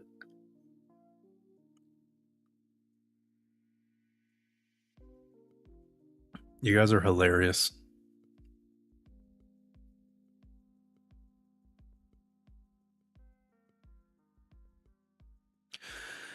You guys are funny. Funny, funny, funny. Ha ha he he.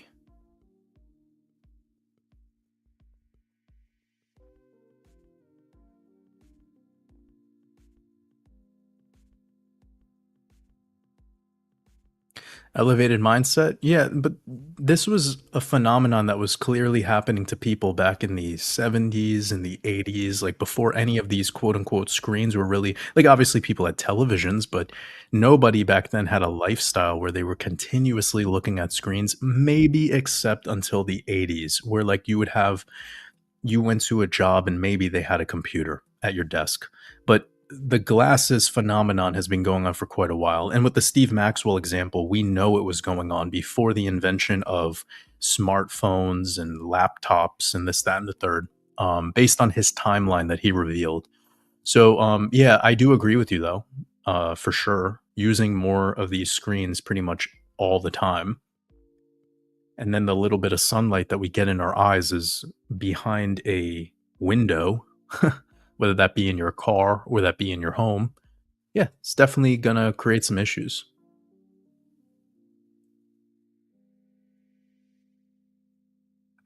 Hunter says, "Why do you sound like AI? You break, then answer."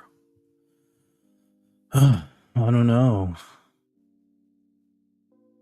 Is it because you like my voice, Hunter?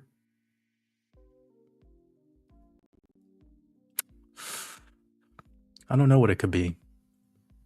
Sound like AI.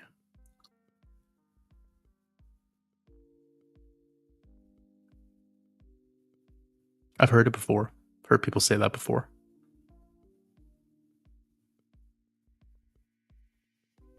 It'd be funny and ironic because how much of my art centers around me telling people to avoid AI?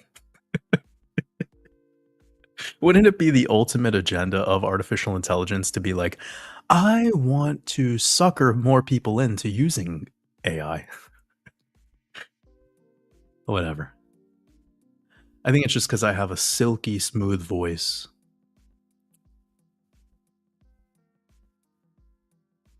And you're like, "That couldn't be coming from a human, could it?"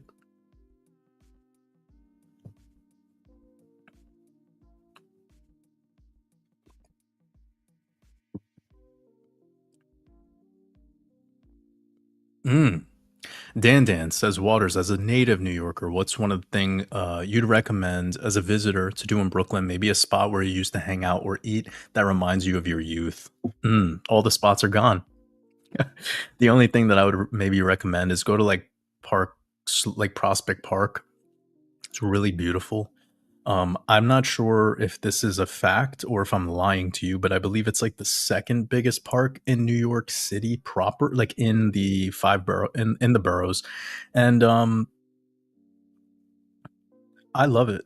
I grew up about a block away from Prospect Park in Park Slope, and I used to go there almost every single day. Spent my every weekend there, out as much as possible. Um, and there's sometimes really amazing concerts going on in the summertime, maybe all year round on certain days, but the summer you could find some really amazing concerts. I'm trying to think of what else um, that I would recommend. Park Slope and like the whole Park Slope area is pretty dope.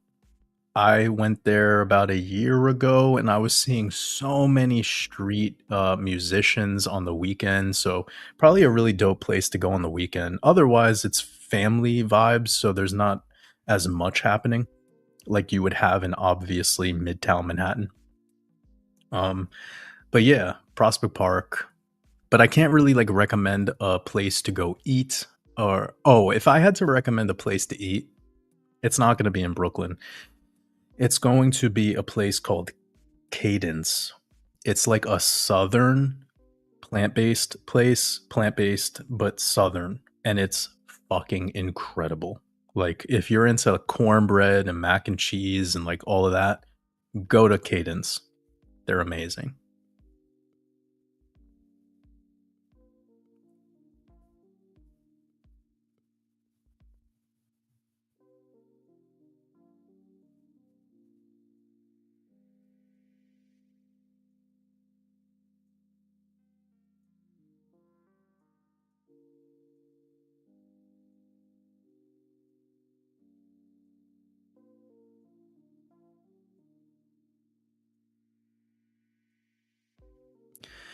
Got a question about semen retention, and you're asking, is it important for spiritual growth? I don't really think any independent practice any of us do is somehow necessary or quote unquote important for spiritual growth. I think that they're all things we should try, but don't give them credit. Because once you start giving things credit and saying this is what allowed this and this is what's better than this, it's just the ego. So, my take would be semen retention could be practiced if needed for a particular purpose, such as porn addiction, which a lot of people have. And that could definitely help a lot with like you just not squandering your life force energy. But if you're somebody who has a partner, like I don't know what to tell you. Like, I don't really think I agree with so many people's version of like our sex life got better or like our connection got better when the man started practicing this. It's like I think what makes your relationships better with people is being more vulnerable with each other and you holding your posture in whatever your polarity is. So if you're a man, like be more in your masculine. If you're a woman, be more in your feminine, and also help each other work towards being more of that essence. There's nothing really there's no like secrets, guys. And I think that's what's kind of my why I avoid promoting things like even semen retention. Cause so many people are like, you know what it reminds me of? It reminds me of the morning routine. The people that are like, here's my morning routine that made me a millionaire. It's like, bro, the morning routine didn't make you a millionaire. You created a product and sold that. That's what made you a millionaire. Like, stop this bullshit. Stop it. Just stop. It's silly. So people have interesting outlooks on like what led to them to do whatever it is that they've done. And what I think it is, and this is my big reveal here, what I think anything is, whether it's like you cold plunging or fasting or sun gazing or doing yoga or whatever, pranayama or semen retention or going to a fucking the Himalayan mountains and not speaking for 2 weeks, you know what it did for you? You know what all of those things I just listed did for you? It's simple. It was a pattern break. It was a pattern break. If you're somebody who's shy, you can literally run out in the streets right now and just start screaming off the top of your lungs and laughing like you're the fucking Joker. And I promise you, people, that moment for you will be so liberating because it's a pattern break. You're shy. You're somebody who would never do that. And then you go do that. And then, sorry, guys, there's this other noise happening now. It's kind of distracting. Anyways,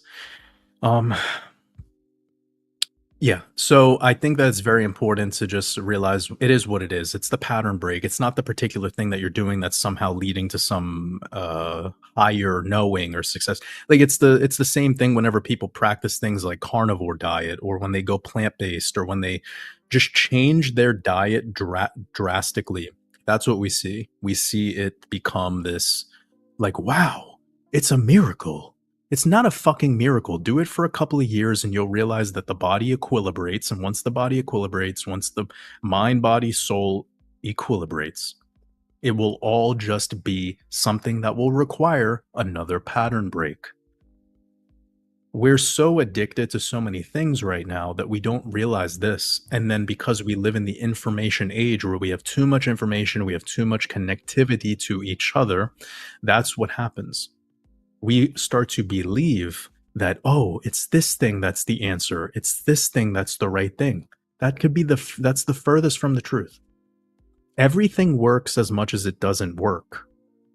So, yeah, that's going to be my answer most times. And it's the least sexy answer because you're like, oh, well, Waters is basically trying to tell me that nothing works. And it's like, well, no, I'm telling you that it all works. It's that you're the magician, but remember, the magician doesn't need the spell book, the wizard hat, the beard, or the magic wand.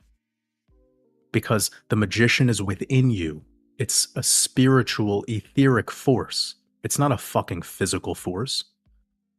And through your central nervous system and your touch, smell, hearing, sight, etc., this connectivity that you have by being jacked into this matrix, that is where we have to believe or not believe. So when you believe your own magic, your own power, it will be. And you don't need to do these things, these practices to make it all happen. Now, the funny part of it, and this is what I think this is the big aha for some people who are maybe disagreeing with what I'm saying right now, because they have quote unquote proof of some physiological thing that leads to this phenomenon. So let me help those people. Whenever you practice that list of shit that I just said, fasting, breath work, cold plunge, sauna, semen retention, you put insert buzzword here. Okay. You know what happens after you do that for some time? You start to degrade the CNS. You actually start to like poke little holes in your central nervous system. In a sense, like I want you to imagine this is what's happening. And fasting is 100% how this goes. And I could speak to that firsthand. With the fasting thing, you're basically damaging the nervous system. So you're slipping through time space in the frequency bandwidth that you're comfortable in. It's the same when you do psychedelics. That's why for some people, psychedelics could be very scary because all of the structure of having this realm as we typically have it, it slips. You start to slip through it.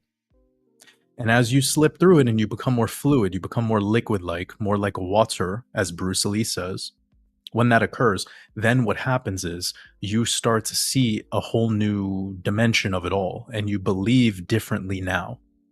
This is why it could be such a profound experience for people, right? So the point that I'm getting to here, One, it's the pattern break. Two, it's that, yes, when you practice these things that we listed, there will be like CNS damage, which allows you as a spiritual being to slip through into dimensions that you were once not that were once not accessible to you. And when you slip in there, it changes the way you believe. But it's really just the pattern break. Like if I had to summarize the whole thing. Hope this is helpful for you all.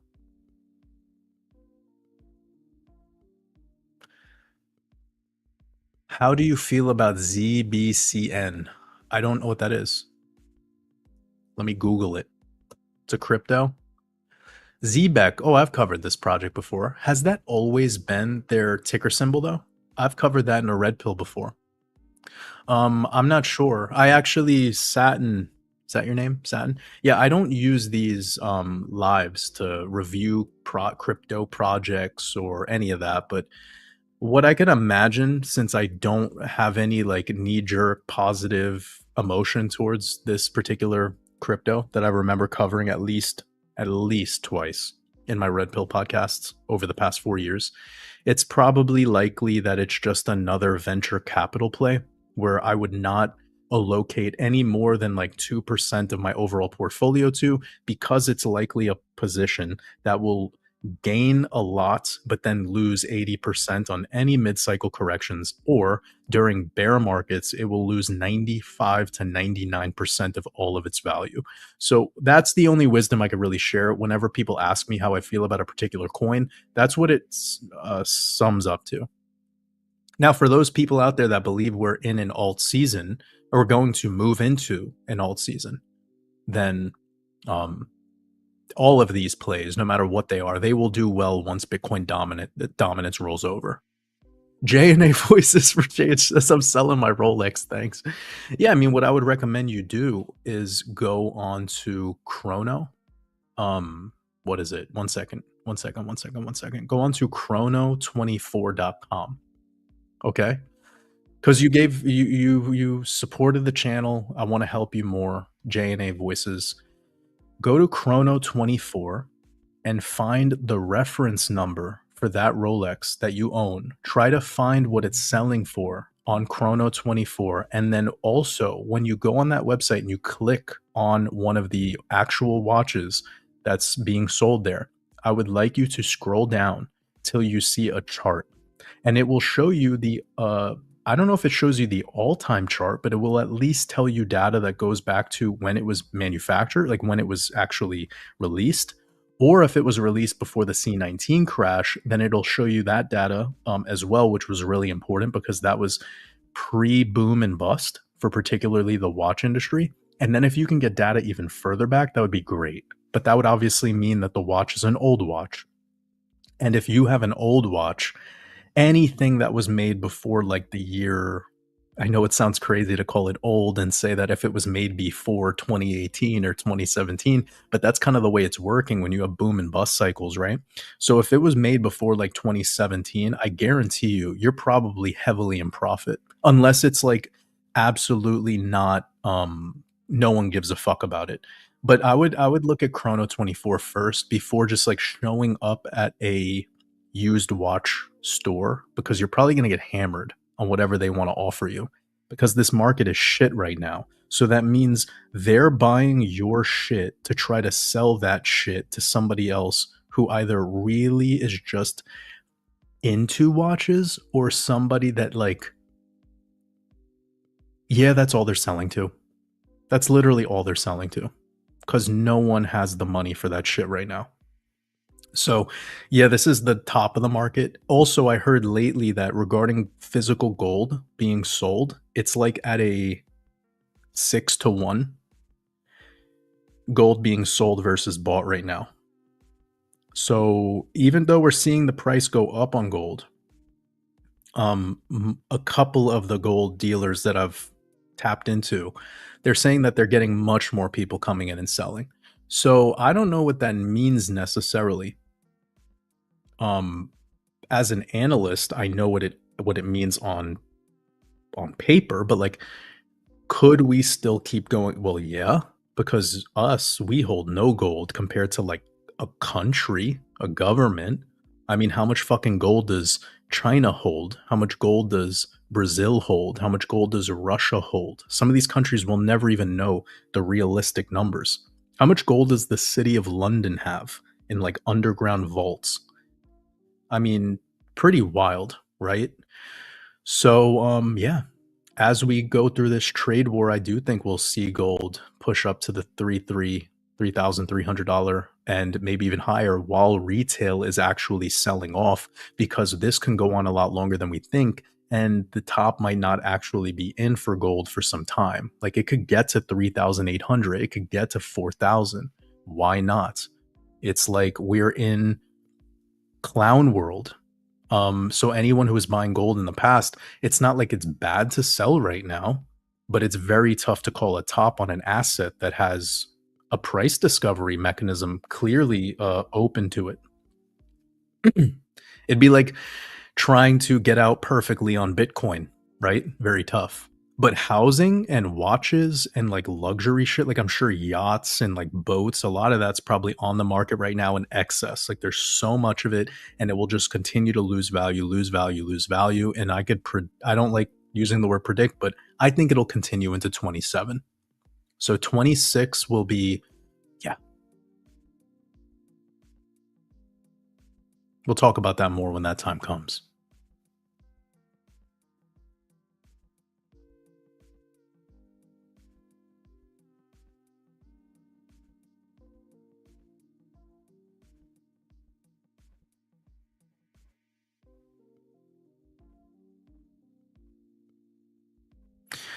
Steve Alsop says, "How do you know so much about Rolex?" I don't. I know enough about the watch industry, but I don't know much about Rolex itself. I don't own one, so by default, I don't know anything about that experience.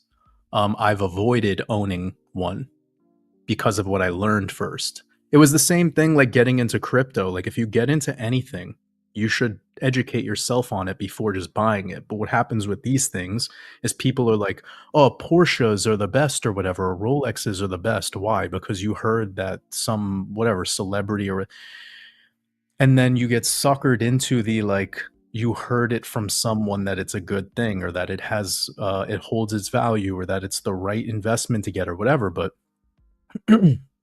effectively you didn't do your homework first. Do your homework. I always do my homework or else I shut up. If I don't know what it is if I don't know something, you guys will hear it here. Even when somebody sends a super chat, if somebody asks something that I don't know about, I say I don't know. I'm not sure. Sorry. It happened a moment ago with the ZBEC. I didn't remember what that ticker symbol is. There's 50,000 altcoins. Then I looked at it and I said, "Oh yeah, I've covered that. I know I've covered it at least once, maybe twice, but I don't remember the chart." I'm not going to sit there and give some exquisite answer to that particular project. I don't know about it. But if I've done my homework, I'll talk. I'll share my thoughts. Elevated Mindset says mass production or not. I like certain Rolexes, and that's all it is. If you like something, be a part of it. Support it, right? That would be my main thing that I teach people is if you support something, you support it. I personally don't support the way that they treat their customers in my homework. I think if you treat your customers like that, then you're a fucking bad company. Like, I don't care about your legacy. I don't care about like how many people you can like swindle into thinking that a wait list that's artificial on artificial supply is somehow a good business practice. Who gives a shit? Like, but I don't want to support companies that do that that are like that. Just me. I'm just that's me. You do you. JB says Jordan is right. The new upcoming Prius is a bank. Really, I haven't looked at it yet. I do feel though that in 2026, Daryl says ugly art, but Elon that took that taxi looks like a computer mouse. But the thing, guys, that are talking about this whole self-driving robotaxi thing is it's not my opinion. Once we see a car that has those like what are they called? like butterfly doors, and it's solid gold looking and like it has no rim, like hubcaps. It'll just look so fucking cool that people will want it. Why do you think people got this Cybertruck? It's just because it looks wacky, right? That's consumerism at its finest. I'm not against it. I am not for it. I'm just the neutral voice in the sky saying that. Okay, guys, close your eyes. Close your eyes. All right. You open your Uber drive, your Uber or Lyft app. Maybe you live in Europe and you have whatever, Bolt or whatever.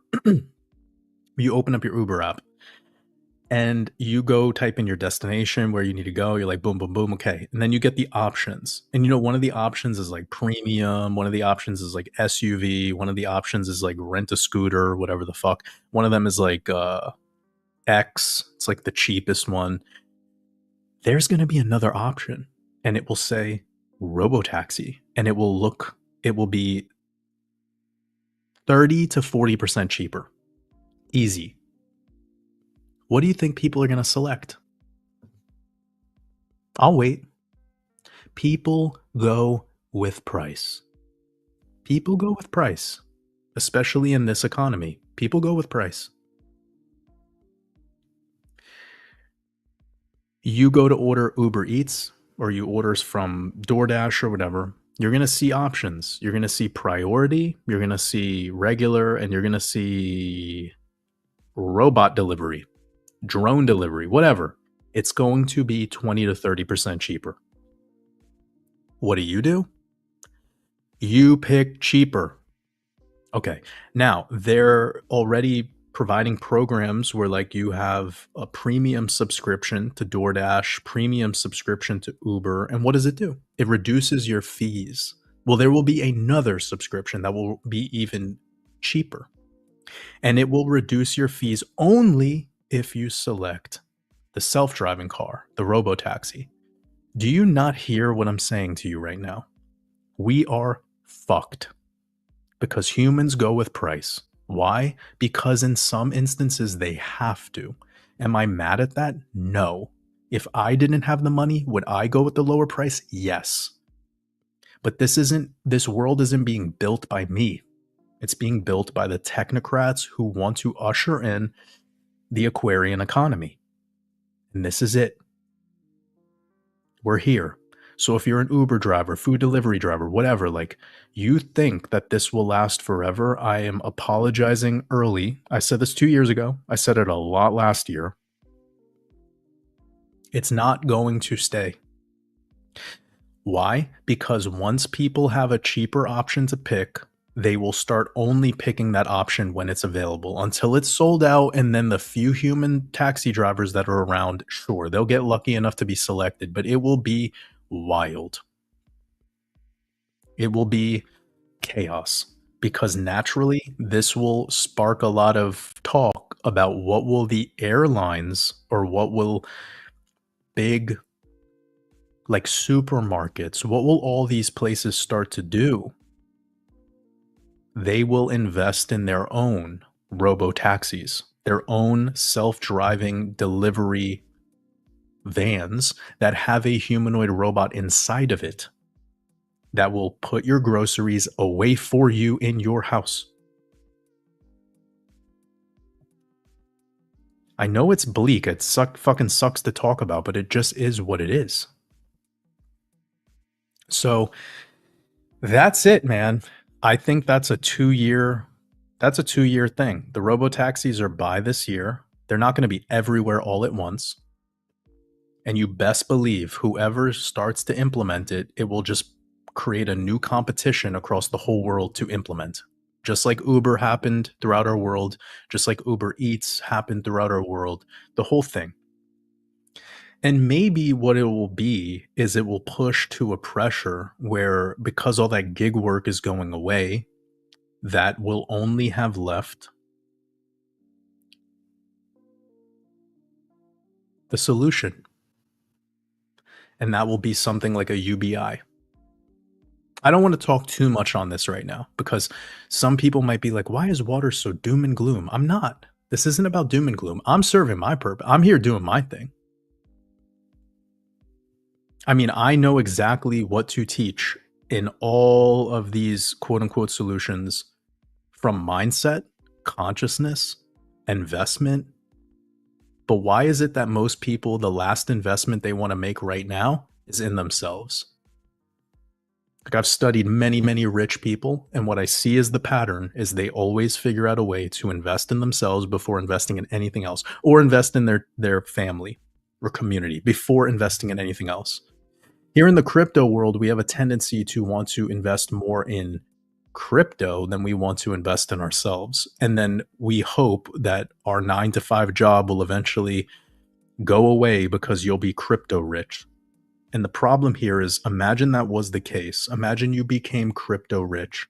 Now you can quit your job. You have all this money, but what did you work towards?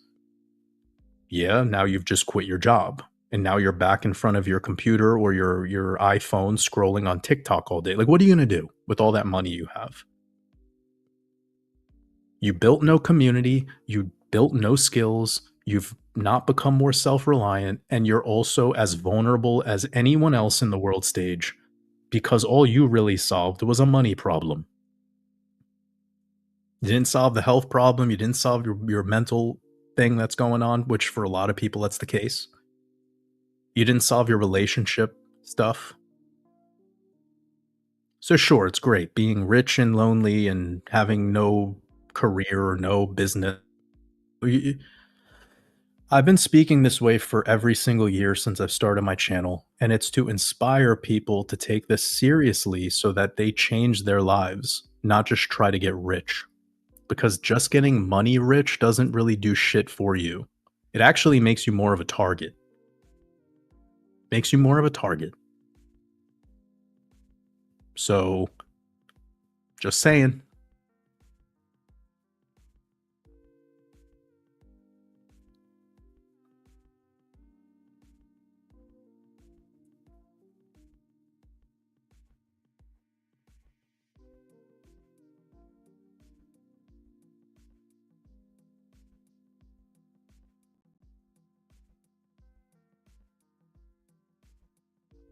Sean, let's give a shout out to Sean who said, I've been dreaming of private jets since owning XR.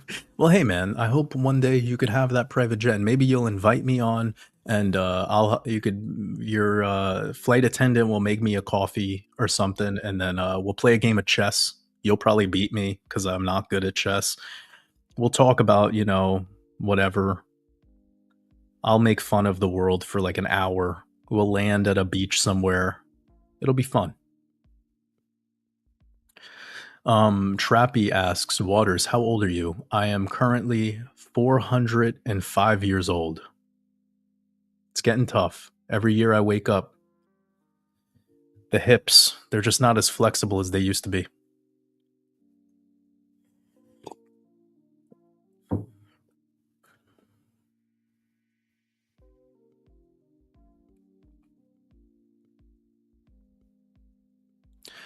Camcord asks, what's your take on luxury vehicles like Petra Range Rover? I think Range Rovers are also becoming quite popular in general, and that market is probably a lot of stock on supply. And I think it's another thing, like what is the purpose of it? What I can say, Camcord 19, correct me if I'm wrong. Whether you like Range Rovers or not, it's irrelevant, but in the United States of America, you have a tax code called Section 179, and it's for vehicles or anything that's operable that weighs over 6,000 GVWR. So let's just focus on cars here because we're talking about the Range Rover, but this would also extend over to, I believe, boats, also tractors, like any farm equipment over 6,000 pounds. You are able to write off with accelerated depreciation up to about 40% this year. But it used to be 60% last year, and the year before that it was 80. And when Trump was president the first time around, it was 100% accelerated depreciation. I believe if we get through Q3 and we start getting past the summertime, the tax laws will adjust for this year. And because Trump is the way that he is, I think he might bring back the 100, or at least 80%. I hope at least 80% to 100%. 100%, then fucking awesome. And then that would mean effectively that if you own a business, like if you have an LLC and you bought this Range Rover, if your business bought this Range Rover, which I do believe is over 6,000 GVWR, it would qualify for Section 179, and then therefore you would be able to put that against your tax bill. So to reduce your tax liability. This is stuff that I'm also going to be teaching quite a bit in Waters Above University as well, because I have connections to people that know a lot about this stuff. They do corporate returns and they also know about how to kind of like use some of these tools. They're not loopholes. This is by no means a loophole. Obviously, if you own a business, you need a business vehicle if for some reason. So why not buy one that's over 6,000 pounds? And then you get to utilize this tax strategy. I think even the Tesla X model, which by the way, I don't like Teslas. I don't plan on buying one myself ever. But yeah, like they are over 6,000. So that's a good entry level, I think, for most people because it's not super expensive, right? Like some of these like these G wagons, they're expensive as shit. Like most people, the average person can't afford that. But if they were able to, and it was reasonable for their business to, then they could effectively utilize this tax strategy. By the way, I am not a CPA. I'm not a tax professional. I am not your accountant. I am not your lawyer. I am not giving you any financial advice. This is just knowledge that I have about the United States and their tax code. And yeah, do your own research. Shit, we touched on everything today. Yeah, Rico says Range Rovers depreciate like a carton of milk. But Rico, if you think about what I just taught you a moment ago and you were to utilize that, then who fucking cares? By the way, Rico, this isn't me attacking you. I'm just kind of like adding more value here. It's like, well, who the fuck cares if it depreciates? Who the fuck cares? Because you put all of that value to offset your tax bill. And it's a car, has wheels, drives you from point A to point B. If you like the car and you could afford it, fuck it, right? That's my mindset. So who cares about what value drops what? You could wait 1 year, sell the thing. Who cares? Like, it's just a tax strategy.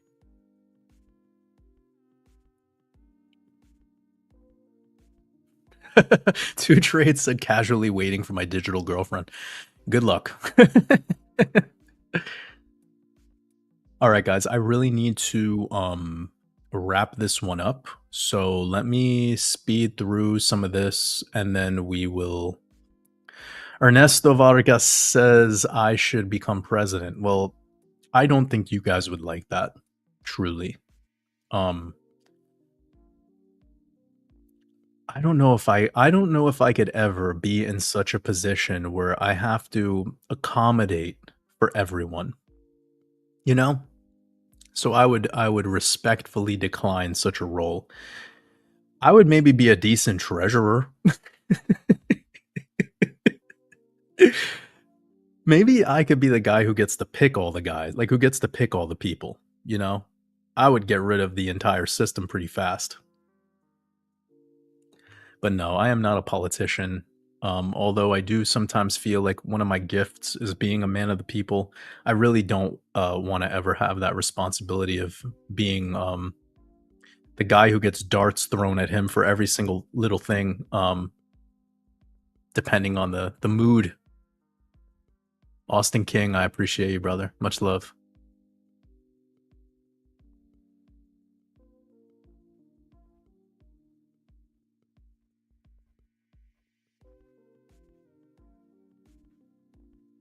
I don't know who Mouthy Buddha is. Never heard of them, but if they ever want to connect, tell them to reach out.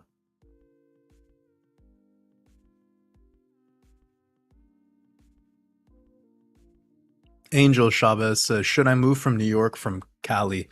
It depends. You know, first things first, what I tell people is consider that you need to go somewhere and experience it, and it shouldn't really be about my opinion.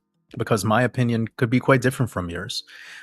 If you're somebody who values warmer weather and drier air and like desert like environments, I mean, again, I don't know where in Cali you're planning on moving. I should be cautious here because there's parts of Cali like Chico or like North California that's luscious green, lots more rain, beautiful redwood forests, lots of kind of that Pacific Northwest vibe.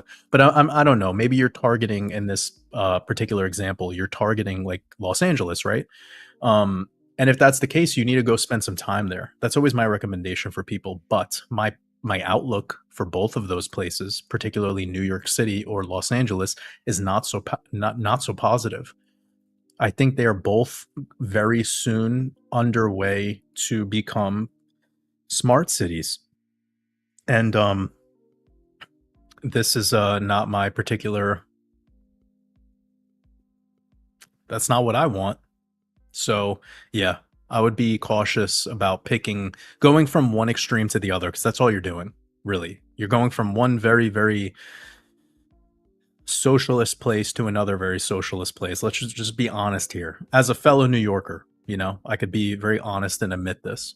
So if you wanted better advice of a place to go where you're treated better and will have a much nicer lifestyle overall and probably more opportunities, think about like Utah.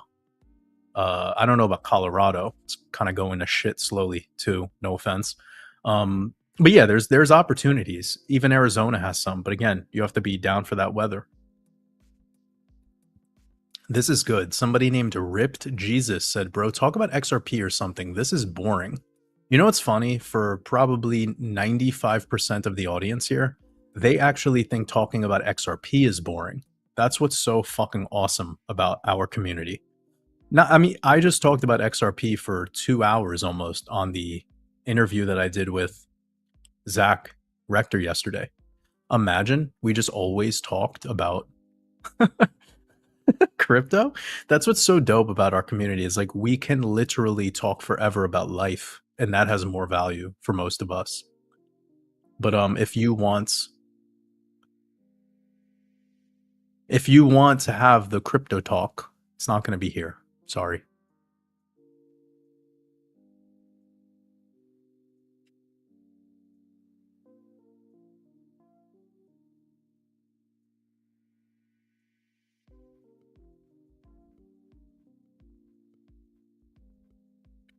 Yeah, that's what it's called.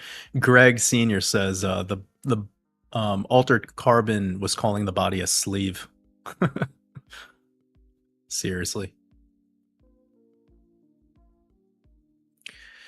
Tina Paris, sending lots of love. Hope you are doing amazing. Appreciate you.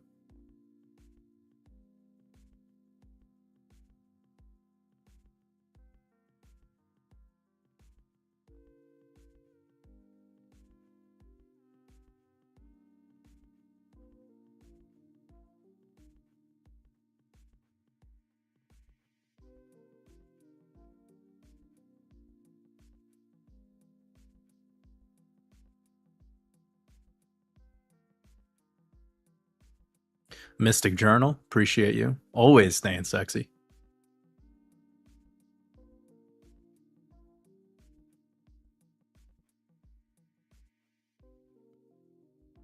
I love this. Kevin H says, I did all my investing in 2017, 2019.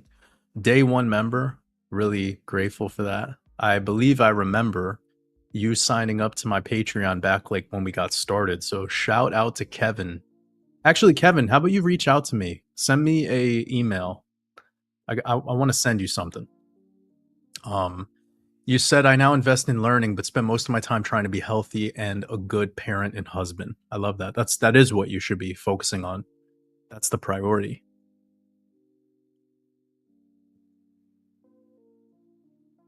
Rich J says, what is the 10-year bond market's 10-year yield, and why does it matter? Well, one thing that I heard back in the beginning of my technical analysis education journey was something from Warren Buffett, where he said the greatest indicator he knows outside of his own indicator that he created, which is like the Warren Buffett whatever indicator, he said is the 10-year yield, the bond market. The relationship between the DXY and gold and the 10-year, and just if you were to generalize the stock market by picking one of the indices, I would avoid the Russell on this analysis because the Russell's just not as connected. It is, but it isn't, right? You all get what I'm saying. This combo of 5 things will get you much more savvy in your understanding of how all of the markets operate. So I don't really need to tell you as much as you just need to go into those 5 and, like, again, pick the S&P, gold, DXY, 10-year, and those four actually. Let's just make it more simple. Look at their relationship to each other. Go back to the C19 crash. Go back to the top, any of those tops, any of those extreme moves. Track all of them, and then side by side see their relationship, and you'll learn so much.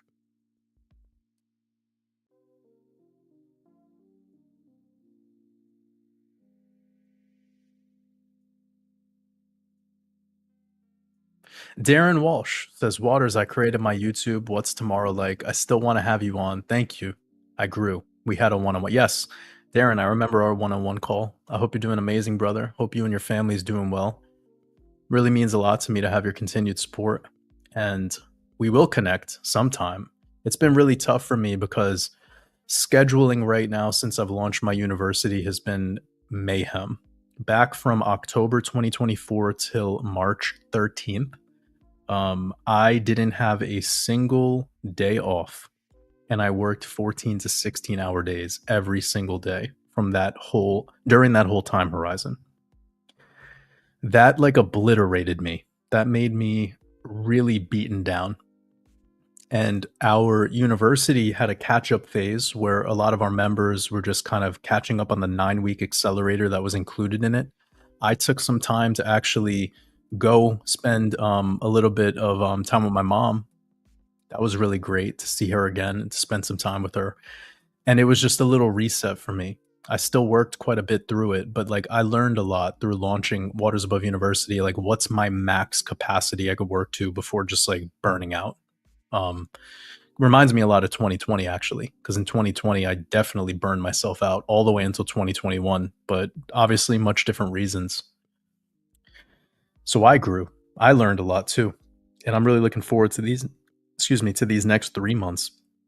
We just opened up a new cohort in our university. I'll have a much more clearer schedule coming soon. Probably maybe we could do something in May. So maybe late May you could reach out to me, Darren, and we'll try to make something happen.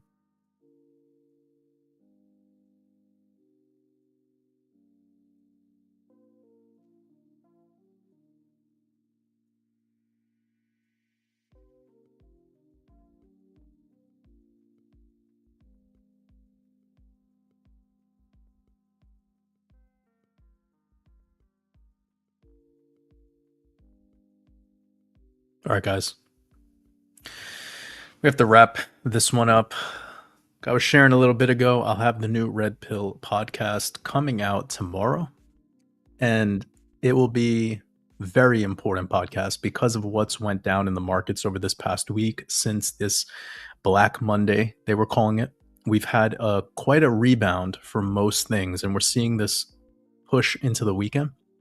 Got gold all the way up to 3,200. I'll probably be recapping the stock market, gold, and also recapping the DXY because of the way that everything's transpired since last week. Last week I covered all of that too. So we'll do a little bit of a recap.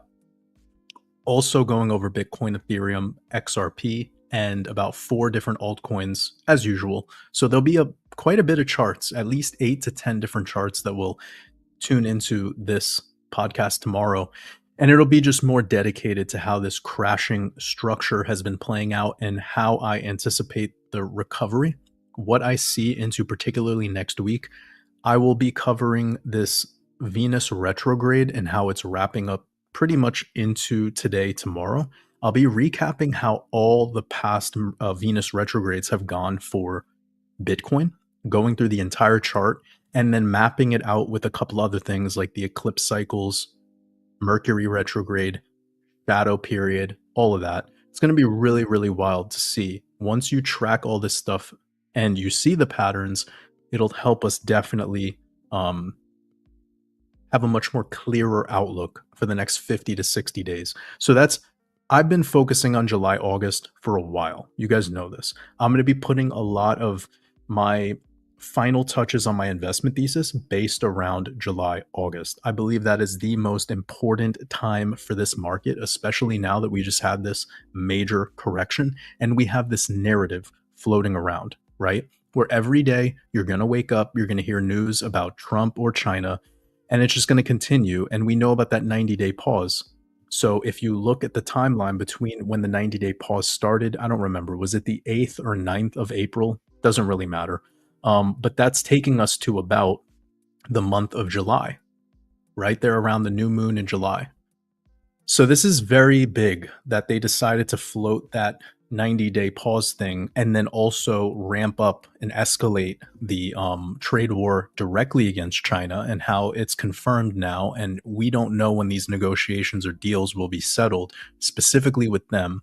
So what I'm telling you right now, before I get into my red pill tomorrow, is that this upcoming week ahead, I expect more of the same. Lots of volatility, and I expect a lot of confusion for retail. I think a lot of liquidations for the retail traders that are trading with leverage. And I wouldn't be surprised if we get another moment that could even be very positive for the markets. But the energetics around it are so random and people are not prepared, so I'm going to be focusing this podcast on preparedness, but just the long term, not getting so caught up in what's happening in the next 2 days or 3 days, but like, what can we forecast and dial in specifically for the next 60 to 90 days? That's the golden zone and could very well be the end of this whole cycle. So I do have a lot to cover. I'm going to save it for tomorrow. We made it to 2 hours and 24 minutes today. Enjoy the playback for those that joined us a little bit late. And also, we have relaunched Waters Above University. So, anyone who wanted to join over there, just wanted to remind you that if you become a Patreon supporter, which I just talked about a moment ago, if you become a Patreon supporter, you unlock the biggest discount available for enrolling at Waters Above University. So you could come over to watersabove.com/university. When you press join today, it's going to give you all the information you need to know. It's going to tell you exactly what it's about, what's included. It's going to cover everything.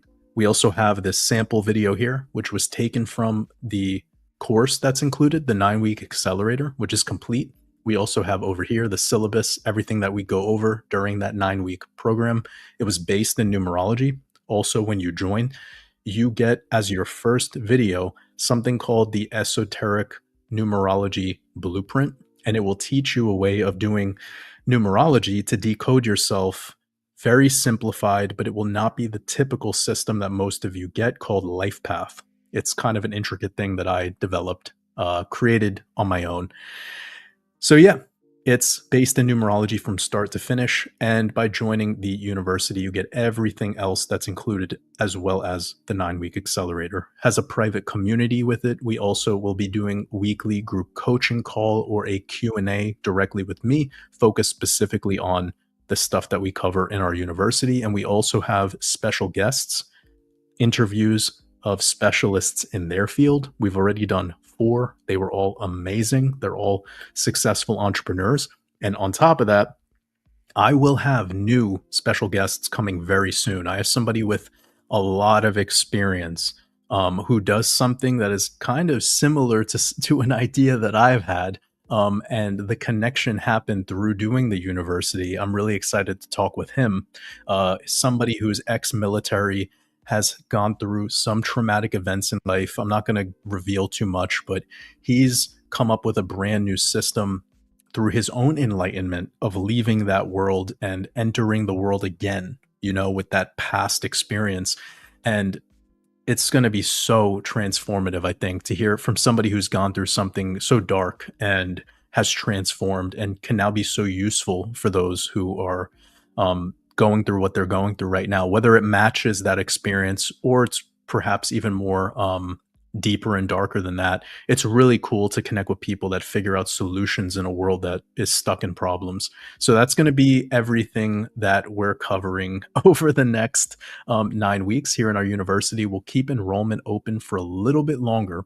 But for now, obviously, anyone who becomes a Patreon supporter, you get a really big discount actually on the university, considering it's a 1 year membership. So it's a one time payment, 1 year access to everything I just shared. And every Q&A and every group coaching call is recorded for playback later. So even if you can't make the live meetings, you don't have to worry about that because it will be available for playback just later that day after it's filmed. So I'm going to wrap this one up here. Really grateful for every single one of you joining us today. I'm really looking forward to tomorrow's Red Pill. And next week in our university will be our first group coaching call next Thursday before since our catch-up phase. So I appreciate you guys. Grateful for every single one of you. Much love.